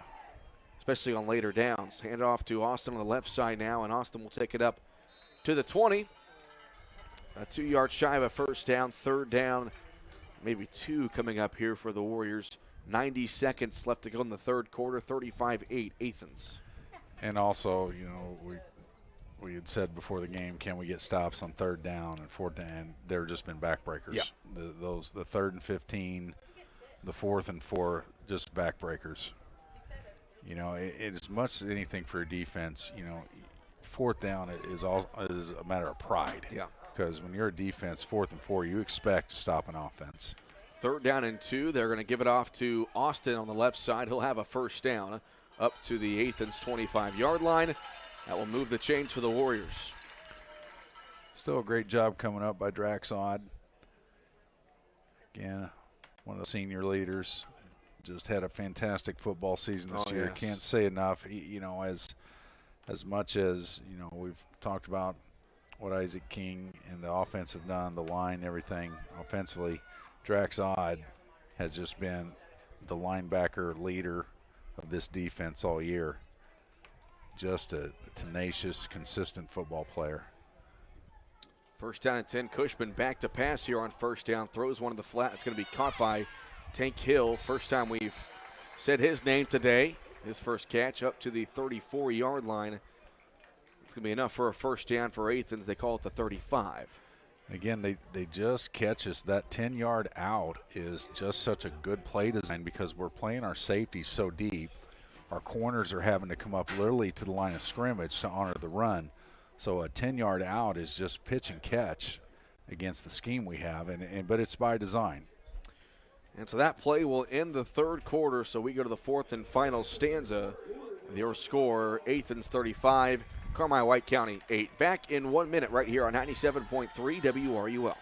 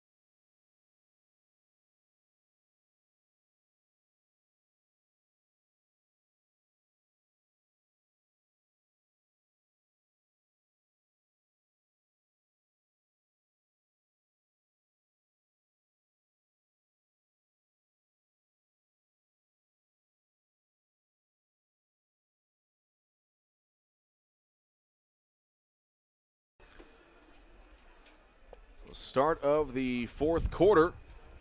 It is Athens 35, Carmi White County 8. Athens will have the football first and 10 at their own 35-yard line. Cole Carter and Chris Myers, Asher Penrod, and Haley Winkleman here at the press box on the YouTube live stream. J.C. Tinsley is back at the WRUL studio. And so first and 10 for Athens at their own 35-yard line. Cushman under center. He will give it off to Austin on the left side, and Austin runs right into big number 79, Bryson Moore, with a tackle there, loss of a couple. And it has been a pleasure seeing Bryson Moore do that the past 4 years. Yes. A kid that up front is, I've said it many times, a 4-year starter for this team. Started as a true freshman. I say true freshman, a college term, but obviously in high school they're all true freshmen. But for 4 years, it's just been a pleasure watching this young man play football. He's just a great kid. He's a hard worker, athletic, and just a great asset up front. Cushman gives it off up the middle. That's going to be Craig, the ball carrier, up all the way past the 40 to the 42-yard line for number 42. And it'll be third down, about 4 here for Athens at their own 42-yard line. 1 minute gone here in the fourth quarter, 35-8, Athens leads. And you can rest assured, you just watch it by the way these kids are playing. These Bulldogs are going to play till the final second ticks off the clock. And that's what you have to do. These seniors, you've been there. I've been there. When the final minutes and seconds are ticking off the clock of your last ever game. It really hits you. 3rd down and 4. Cushman will give it off on the right side to Biggard. Nice cut by Biggard, and he takes it across midfield. I'll tell you what, these 3 running backs for Athens, they're something to watch. They are it's a 3 of the best athletes on the field. Mm-hmm. Definitely a 3-headed monster. Yep. You know, you can't say, well, let's just key on Craig. No, because then you got Biggard coming through. Yep. All right, let's just put our focus on Biggard. No, you got Camden Austin. Well, let's just focus on their run game. No, you got Cushman. Tough to do. And got that's Cushman who can. And I kind of found myself asking earlier this week, what makes this team so good? And that's the answer. This is a very good football team. Very balanced. Cushman will give it off to Austin up the middle, and Austin will be wrapped up at the 45 of Carmi. Got about 2 yards, 2nd and 8 coming up. And Chris, it definitely raises the question, what happens to Carmi today? Who do they play today if they just win that game last Friday? And then there's no question that losing that game, going to 7-2, put them in a spot to play a very talented 7-2 Athens team. Yeah. And it you hate that. You hate that fact about the way things went. You do. I mean, you credit the Wolves because, again, Absolutely. the Wolves played well again today against JC. But let's call this play. They'll give it off to, this is going to be Craig, the ball carrier, and he's hard to bring down also up to the 35. And that should be enough for an Athens first down. But you just go back to last week, and, I was guilty of it as most fans. Flora at 4-4, Carmi had just been a machine up until the second half of the Johnson City game, and you just didn't expect it. And I just don't think we ever mentally recovered defensively as much as anything. I don't know I don't think it's scheme or anything that's changed. It's just, we just haven't made plays when we had to. Cushman will give it off to Craig on the fullback give. A penalty flag flies in as initially Athens got away with a false start. I think they're going to say illegal motion. There was running back that flint. So that might be the first penalty against their offense today. I think it is. And that's something that Kurt Simon told me earlier this week is this team doesn't turn the ball over and they don't commit many penalties, and that has been very evident today. That's a recipe for success in football. If you do those two things, because, again, football, it's hard enough just to move the ball on your own. I mean, you got to compete against the defense across from you. If you're doing things to shoot yourself in the foot, if you're jumping off sides, if you're holding, if you're making mistakes and we've seen it today, that put you behind the 8 ball before you even have a chance to run a play, it's difficult. It's very difficult. And Athens doesn't do that. This is a very well-disciplined football team, and the results speak for themselves. So 1st and 15 after the penalty, and Cushman will go back to pass here. He'll roll out to his left and throws to a wide-open man. That's Laird, the tight end. And it'll be Zach Laird taken down at the 25-yard line. Same play they ran earlier in the game to convert a 3rd and long or a 4th and long. And Bryson Moore got back there and literally looked the other way. I thought he was going to sack him, and he was just turned, where'd he go? But it was just a bootleg, and then the tight end just runs a little drag across the middle, and they make it look easy. But, again, this team, they've surprised me with their versatility. We talked about, they don't throw much, but I tell you, they can. Yeah. They do it effectively when they do. It's not a struggle for them, So 1st and 10 for Athens. Cushman will give it off to Biggard on the right side. Biggard cuts back to the middle again. Man, he is very elusive. And that jump cut to the inside takes it all the way to the Carmi 7-yard line. It's going to be 1st and goal for Athens. Yeah, and he's a punishing runner too. You can just see how slow our defenders are getting up off the ground. We're just worn and beaten down. But all the credit in the world goes to Athens. Yep. So 7:45 to go here in the 4th quarter, and they're waiting to move the chains. Oh, because it's 1st and goal, my bad. Yeah, so 1st and goal for Athens with the football just at the 10-yard line. 7.5 to play here in the ballgame, 35-8 Athens. Cushman will toss it on the right side to Craig. He's got a blocker in front, but cuts to the inside, and it gets down to the 2-yard line. Maybe the 1. It'll be 2nd and goal from that spot. Well, that was just a classic quick pitch. You instead of pulling your guard like a traditional sweep, you pull your tackle and just, as the play says, quick pitch to the back and made a nice cut there. Caught us kind of cheating inside a little, and the tackle's able to get a seal on the edge and make that play look fairly easy. Under 7 minutes to go in this one. As we'll try to look and find some more scores for you from around the area. Second and goal from the 2-yard line. Cushman will go back to the same play. It's Craig, and this time he gets into the end zone. Touchdown, Athens. The Warriors have scored on all 6 possessions today. And we talked about it. Again, it looked early on. If the Bulldogs could have got a stop earlier in this game, it might have changed some momentum a little, but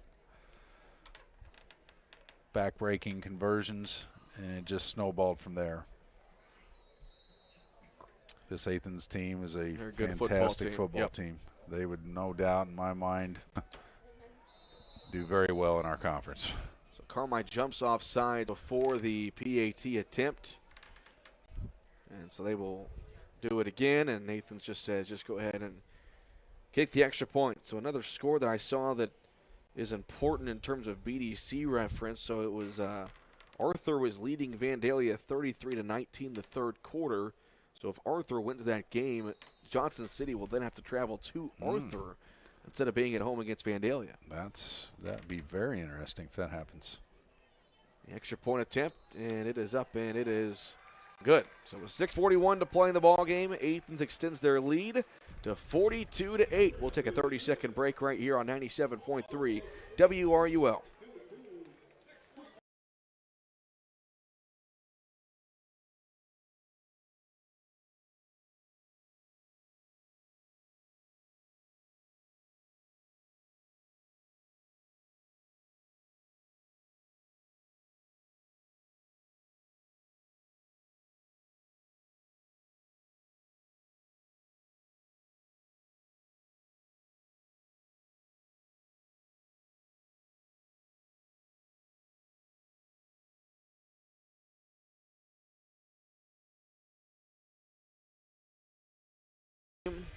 Athens has extended their lead to 42-8. The Warriors have scored on all 6 drives today. And there's no question, Chris, the Bulldog defense has just had a lot thrown at them in one day. Yeah. They have, the balance this team has shown. It surprised me more than anything, because most of the double-wing teams we've seen this year in Fairfield, Johnson City, even Flora, you primarily know they're going to run the ball 8-9 times, and when they do pass, it's long yardage situation. Pooch kickoff will be fielded by Kate Allen from the 21-yard line. Allen runs right now, tries to cut back up the middle, and it will be tackled down at the 29-yard line. So 1st and 10 for Carmi from their own 29. And gotta wonder if we'll see, this very well could be the last possession for Carmi this season with the way that Athens has been able to kill some clock. So Carmi make it a good one. Hey, absolutely. It's just been, talking about the seniors again especially, they know this could be their very last offensive possession of their careers, so they always play like there's no tomorrow. Under center is Lay here on 1st down. They give it off to Ott on the right side, and Draxon will get about 2 yards, up just shy 35-34. They called a gain of about 3, maybe 4, so it'll be 2nd down and 6 here for the Bulldogs, as we are approaching the 6-minute mark in this one. And if you're Carmi, you just take your time. Like I said, want to make it a good drive. It very well could be your last one. Yep. Just keep the ball as long as you can. Make something positive each play. Leg under center, they move Dotson in motion. They fake the toss, then go counter left side to King. He ducks away from one tackler and then takes it across the 40-yard line. He'll be close to a 1st down. They might give him the 1st down. The far side judge said he had enough, and he does. That's going to be a rush appliance 1st down for Isaac King up to the Carmi 43-yard line. Nice run by Isaac. Yep. Convert the 1st down. What we've gotten used to see him doing all year. Now you see some seniors coming out. Nate Brown and Tyler Gomat are starting tight ends all season. The seniors, a couple of unsung heroes. We think of offensive line, we think tackle to tackle, but both those young men have done a stellar job blocking this year and receiving. So great careers, great watching both of them. Under center his leg. He's going to go back to pass here on first down. Throws one down the field, he was looking for Odd, and it is incomplete off hands of the defender. That was Schnapp, who had a chance for an interception, and it'll be second down. Yeah, just a little short on that throw. Might have had something, but Odd with the heads-up play, becoming a defender. Yeah. So again, we saw Carmi trying to go to the pass in the first half, and Athens has been bringing pressure all day long. And like I said, it's not like Carmi has missed assignments or missed blocks. It's just been outnumbered. Yeah, It's exactly. just There's nothing you can do about that. Scheme thing. So under center his leg here on 2nd and 10 from their own 42-yard line. They go counter on the right side to King, and King is going to bust to the outside across midfield into Athens territory at the Warrior 42-yard line. It's a Rush Appliance first down for the Bulldogs. Well, I tell you what, Gavin Payton absolutely leveled the end out there. He got a heck of a block from Gavin Payton. Then Isaac doing what we've seen him do all year with the stiff arm. So great conversion there by Carmi. I'm looking, Athens still has a few of their starters out there. Not all of them, but probably won't be out there too much longer. No, I think they still got. I don't see Craig out there. Yeah, so that's he's out. Your main anchor. 1st and 10 for the Bulldogs, and Leg will go back to pass. He's got a guy blitzing from his blind side. Never saw him fumble the football, and Athens able to recover it. Number 85 came off the edge. That was Alex Hayes, and Warren never saw him. Ball comes out. 1st and 10 Warriors to the 4:44 to play in the ball game, and that's been today in a microcosm. Yeah, absolutely. That edge pressure that we just haven't been able to pick up, and Warren did not see that coming. No. Credit Athens, just a great job of scheming. And again, we're out of our comfort zone. They're bringing the house every play, and it's just hard to run what I call play-action passes that take a long time to develop. When you're trying to pass against teams that blitz, you've got to have quick outs. They got to be quick hitters, quick slants, quick outs, screens, just quick hitting plays. The play action can't develop if you got untouched blitzers coming through. So 1st and 10 for Athens now from the Carmi 47-yard line. They will give it up to a new running back, number 44 this time for Athens. Gets the carry. That is Hunter Giovanna. DiGiovanna. Yeah. I saw that name before the day, and I thought, I hope that kid does not play. I'm sorry. But well, it's fun. We can say DiGiovanna. That's a 5'6" junior getting some carries here late in the ball game. It'll be 2nd down and 2 for Athens from the Carmi 37. Well, there's a player for your Steelers years ago, Chris Fuamatu. Oh, yeah. That was a little before. I was young. You were very young. Before my watching days, but I know who you're talking about. Try saying that name. Yeah, exactly. Cushman will go under center here on 2nd down, and he'll go right back to the same guy, and he carries it up to the 32. DiGiovanna will move the chains in a 1st down for Athens. As we are under 4 minutes to play. 42-8, the Bulldogs trail. Despite what's happened today, you can't take away from the positives we've seen this year. Yep. An outstanding group of young men. Like I say, they represent our community well. Hardworking kids, good students, good character. And it's been a pleasure to watch them despite what's happened today. So a backup quarterback in the ball game has a hard time handling the snap, and Gavin Payton will get the sack. Number 12, Eli Schiffer is the new quarterback as Athens has gone to their 2nd string offense, and Payton drags them back to the 35-yard line. Gavin said, "Here, let me help you with that."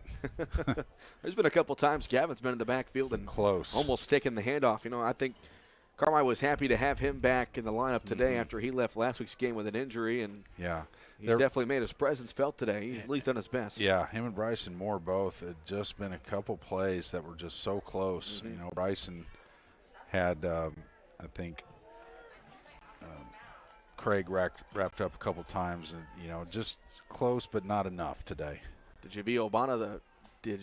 I messed it up again. DiGiovanna Ball carrier gets it up inside the 35-yard to the 34. It'll bring up 3rd down and 12 here for Athens. 2.5 to play. You can just call him DG if you I'll want. go with DG. How about just that? DG. Yeah.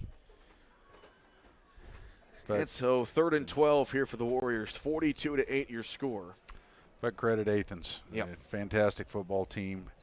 And we talked about the level of football when you go Springfield North. I mean, different game up there. I'm just going to say this team would dominate this conference. Yeah. They would dominate the Black Diamond. I mean, I'm talking Johnson City too. Yep. And, I mean, it's just they're that good.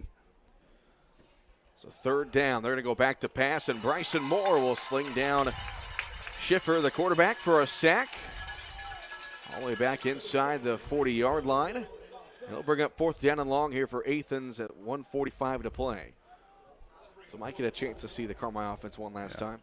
Great to see Bryson get a sack on what could be the next to last play of his defense of his career.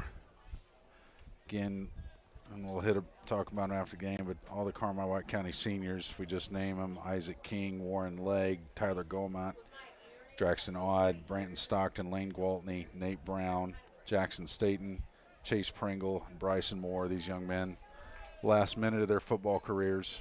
It's been a pleasure watching all of them. A penalty flag comes in as the delay game. Play clock reaches 0. Delay game, so back that up 5 more yards. Athens is not punting it here, by the way. They are going to try to run a play here, and Bulldogs will bring in the JV, or they're getting the JV offense ready, I do believe, or putting in the JV defense. Yeah. And they're going to let the first team offense get a nice ovation. And that's the longest walk. Yeah. You're a football player, and you come off the field for the last time. The Schiffer under center on 4th and a country mile. They give it off to number 7. This is going to be Schnapp, who's going to take this one all the way for a touchdown on 4th and 33. A 45-yard touchdown run for Jared Schnapp to put the exclamation point, the cherry on top, for a first-round victory for the Athens Warriors. So Carmi tried to... Yeah, you just bite my tongue here. Yeah, Carmi just did the right thing, putting in their JV defense and trying to give the starters a nice little tip of the cap, but and Athens kind of did the opposite there, but yeah. Been that kind of day, right, Chris? It's just been that kind of day. The last couple of weeks have been that for the Bulldogs, but again, doesn't take away from the quality of young men down there on the sideline of the field. They will hand it off on the 2-point conversion attempt, and that will be stopped short. Number 11, try to get that in. Grant Purchase. Number 5, Cade Stockton, sophomore. Some of these young men we'll be seeing next year. Yep. And, looking ahead to next year, there's a great chance Carmi could be right back in the same spot. Mm-hmm. Yes. The sophomore class that will be juniors next year, filled with some guys that can really run the football. The JV team this year had a great season. I believe only 2 losses on the whole year. And assuming Mitchell Edwards will be the quarterback next year, Carmi's got a chance to really do some damage in 2023. Good sophomore class. Some key juniors coming back. Siebers, Vickers, Nelson Ryder. Austin Owen also. Austin Gavin Owen. Payton, he's Gavin a junior. Payton. So, you're gonna bring back 3 of your 5 offensive linemen, and you've got some Andrew Dotson also who's going to be back there. Andrew Dotson, I forgot him. And then Eli Bryant, the sophomore, started. He'll be back. So a lot to look forward to next year. Absolutely. Again, what a pleasure it was watching this group of seniors and the things this team accomplished this year. Obviously, congratulations to Isaac King on, without question, statistically the greatest running back, if we can say it, in the history of Carmi. As far as, the yards, you're talking yards, at the greatest 2 seasons that we've seen.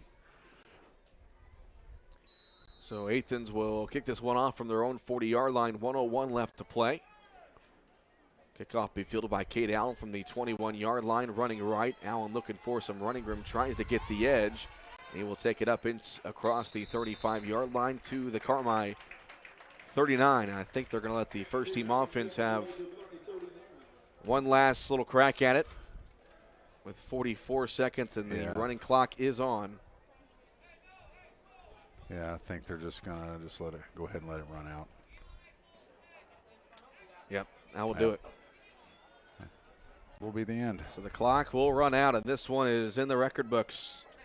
Carmi has their season come to an end as Athens will advance to the second round. They will be at home next week, I assume, against Decatur St. Teresa. Haven't seen a score from that game against Chester, but really got to tip your cap to a great season for Carmi, but there's no doubt that definitely not what they wanted. No, and the better team won today. Yeah. You just have to tip your cap to Athens. They just played a fantastic football game in all phases. You know, the Bulldogs just had their defensive struggles and just couldn't overcome it.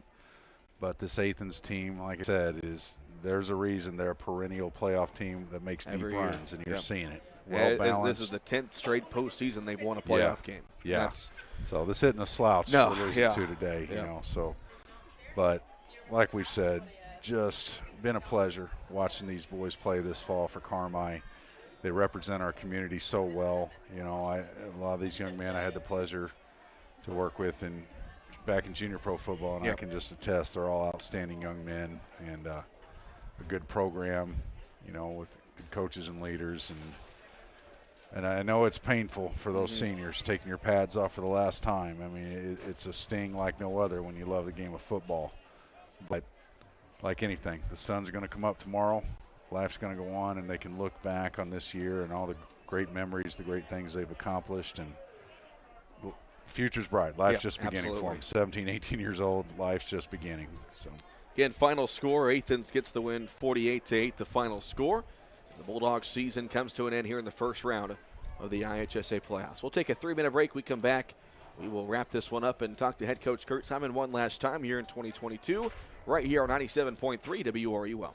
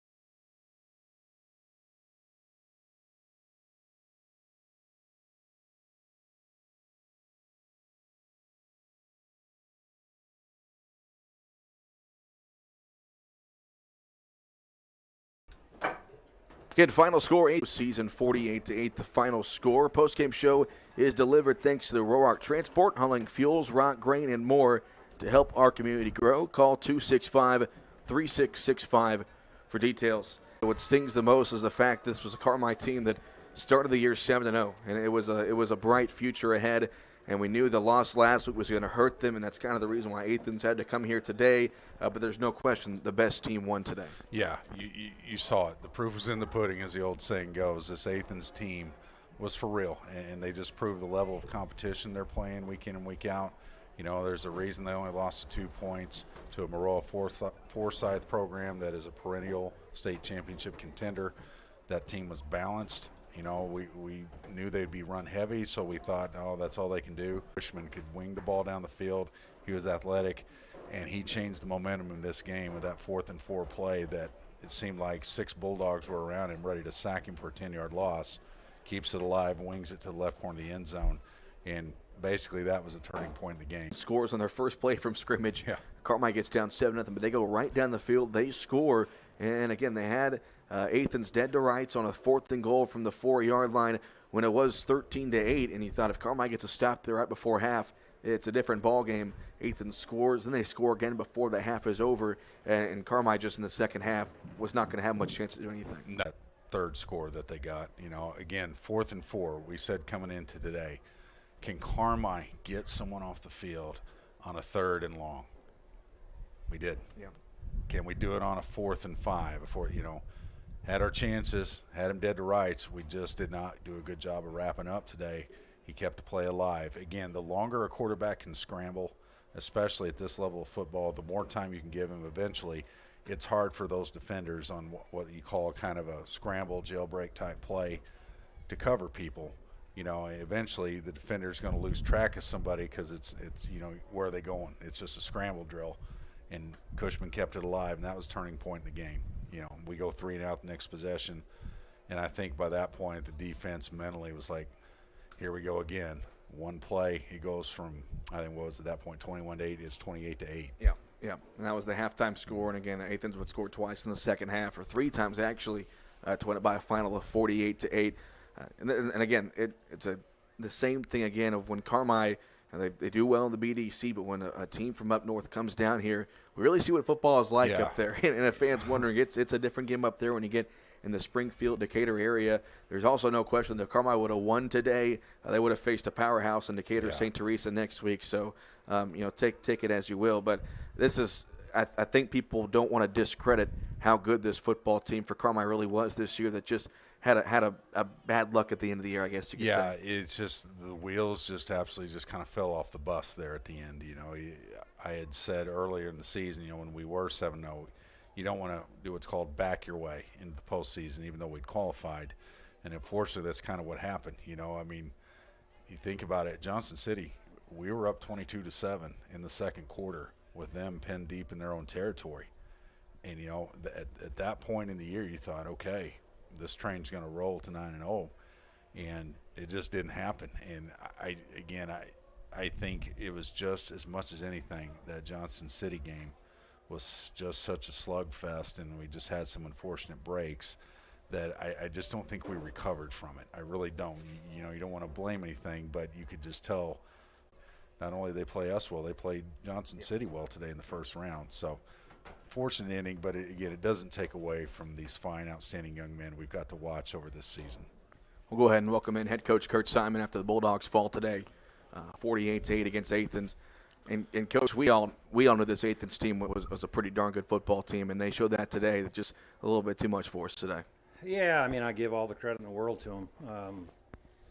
You know, I had the first play of the game. I was actually talking to one of our players, and I turn around, and the guy's running down the field. I didn't even see that one. But, you know, up front, they really controlled the line of scrimmage. And I think at times some of our linebackers were getting their eyes in the backfield, and they were about, you know, that they had their own version of a 1,000-yard rusher in Corey Craig. You know, to me, you know, and I'm sure you can attest, how he played defensively. I mean, this team defensively, to me, was very surprising. Their athleticism, especially on the edges in the second level. Yeah, Can they you talk were. about that? We were having trouble staying on blocks, and and that's kind of what we've hung our hat on all year is, we feel pretty good about our offensive line and had a couple tight ends that we felt like we could, if it was mano-a-mano, we were going to be okay. And they were more athletic than we've seen. And they were slipping. We were slipping off blocks and just not staying on them. And then, of course, their linebackers were playing really tight. So when you're trying to do misdirection stuff and you got double teams going to linebackers and they're already on the line of scrimmage, it poses a threat. And but it's not anything that we didn't see before. Matter of fact, we saw the exact same thing last week with it. That's what Florida did to us. Their safeties were just a little bit further back. But give credit where credit's due. Athens played an excellent game and they got a good program and. I just told our kids we got nothing to hang our heads for. At the beginning of the year, you always talk about winning enough games to get to the playoffs, and then you talk about possibly winning a conference championship. And we put ourselves in a great position throughout the year to get us to a home playoff game. And you can't take that away from us, and you're not going to find a better group of kids to work with. As far as unselfishness and coming to work every day, and you don't have to worry about discipline problems, and just fun kids to coach. And hopefully the younger kids paid attention, and because we feel like we've got some kids that are coming back that will potentially have a solid football team. But it takes a lot of work, and it takes a great attitude, a lot of work, an unselfish attitude, and that's what we preach. And so my hat's off to this group of seniors. I've had a lot of them over the years, and this one is at the top of the list. Yeah, and that's touch on what I was about to ask. I just always like to give you a rundown. Leg, Tyler Gomat, Draxon Odd, Branton Stockton, Lane Gwaltney, Nate Brown, Chase Pringle, and Bryson Moore. Didn't want to leave anybody out. You've touched on, one of the key things in a senior class in leadership is how you practice, your attitude from Monday through Thursday. And you've touched on it. This group you had was one of the greatest attitude-wise, willing to work. And can you just touch on it one more time, this group of seniors, what they meant to you? We understand that when you get to the playoff level that, the Black Diamond Conference is not as competitive as some of these other conferences. I mean, they got Maroa, Auburn, Williamsville. These are people they play every week. So we know that to start out, you got to pick it up a bunch. But our seniors, as a group of kids from when they were freshmen all the way up until now, did everything that you asked, and some things that you didn't ask, they did it anyway. That's the type of the young men they were. And I will never. This is always going to be one of the best, enjoyable groups that was able to coach, and I'm sure they always will be. And it was a lot of fun, and like I said, the way this season went, when you drop the last three, normally you like to finish with three, and then you might end up losing your last one or whatever for these guys. And it's hard to look back at, a month ago was when we won our last game or whatever, because it's been 3 weeks since then, and but they have nothing to hang their heads about, and I'm sure they'll all be successful in life because they, like I said, they have that unselfish attitude and they work really hard and they do the right thing and care about people, and so it's been an enjoyable. And I was going to touch on that. To me, I feel like it's been a while since the community came together like they have this fall, and I think a big part of that has to do with the guys wearing the maroon and white out there, but in general, the seniors and everybody together, what is this 2022 team? How are they going to be remembered by you? We're just a super enjoyable, fulfilling group to coach because they always were, eyes were always on you when you coached them. You could scream at them if you wanted to. You pat them on the back if you wanted to. You got the same thing every time, and it was an unselfish, hard-working, good attitude kid. You can't ask for anything more than that. From a coaching standpoint, there's nothing worse. And I normally don't even keep the ones around that don't want to act right or whatever. I didn't have to. The enjoyable thing is when you watch a good group like this, watch the younger kids, how they react to it. And, so now we get to group of seniors like this leaves, you'll see other kids maybe barking the same type of things or whatever. It's fun to watch from a coaching standpoint, just the development and growth of young men. Yeah, and along those lines, the cupboard is by no means bare. You've got a solid group of juniors coming back that are battle tested. Nelson Ryder, Gavin Payton, Andrew Dodson, Austin Owen being some of your juniors out there. You got some sophomore, Eli Bryant, who's got a ton of experience. You got some talented athletic sophomores coming. I've got Trayton Vickers as well. So there's a lot to look forward to next season. Your thoughts on next season? I'm sure it will be. I would assume it will be a little different look next year. Yeah. But we feel really good about our younger guys. We feel really good about the development and some of the, like you said, some of our juniors this year and how they came along up front. I mean, we feel like we have a solid line of scrimmage coming back next year. We're just going to have some inexperienced kids in the backfield, but they've got some speed and they got some ability, and we could be really explosive next year if we do the things we're supposed to do over the off season. Right. But it's been a super enjoyable year. I'm so thankful for the people of Carmi, how they come out and support our team. It's just, we have those pregame meals for the kids and people, buying food for us and things like it. It just makes it all. We're all making memories for these guys, and they'll have a lot of good memories. Although it's kind of sour right now. Mm-hmm. When you go back and look at it, there's a lot of good things from this season. Yeah. Well, we've enjoyed it. It's been a pleasure to watch them. Thank you for the commitment to these young men, and hats off on it. It didn't end like we wanted, but it's been a great year, great to watch, and just these young men represent the school and the community well. And thanks for all you do with them. All right. Thanks, good. Coach. Thanks for your time after every Coach. game. That's Kurt Simon. In the final score today, Athens defeats Carmi to end their season 48-8. Athens will play at home next week against Decatur St. Teresa in the second round of the playoffs. The bounce back report comes your way thanks to the good folks at Wabash Christian Therapy on Oak Street in Carmi. Get back in the game. Call Wabash Christian today. Well, obviously, Chris, we're not bounced back into a game next week. The season comes to an end. But like you and Coach touched there at the end, the future is bright for this Bulldog team. And I especially think next year with who they've got coming back on the juniors now and the sophomores now, Carmi, I think, will be in the very similar spot next year. Oh, yeah. A lot of talent coming back, a lot to look forward to. This moment is always tough as a senior. We've talked about it, over the course of the season. If you played the game of football, you've experienced this, I've experienced it, that when you take your pads off for the last time, that's all you can say. It is the toughest thing you will ever do as a football player because it's a game you have to love. It's a game that's not for everybody. It's demanding physically, when it's 100 degrees in early August and you're out there pushing a sled. It's demanding mentally when you're in pain and you're trying to slug through some things. It challenges you in every aspect, physically and emotionally, just like nothing else. And it's a young man's game, obviously. Your odds of going all the way pro are ones in millions, So you're not, I've said it before, you're not going to call up your buddies, I've joked about this, and say, hey, let's get pads on and play a full tackle football As game. much as you would like to, it's probably not a good idea. Better have your health insurance paid up if you do, but it's just not going to happen. You can say, hey, let's go play some softball, play some golf, and that's great, but football is a once-in-a-lifetime moment, and you just have to savor every second of it because it just goes so quick. So, I feel for these seniors right now, but it doesn't take away from what they've done, the accomplishments they've had. We had the pleasure to witness the school records. Isaac King breaking all of them, many of them, rushing records that there were. Credit his linemen, all his classmates.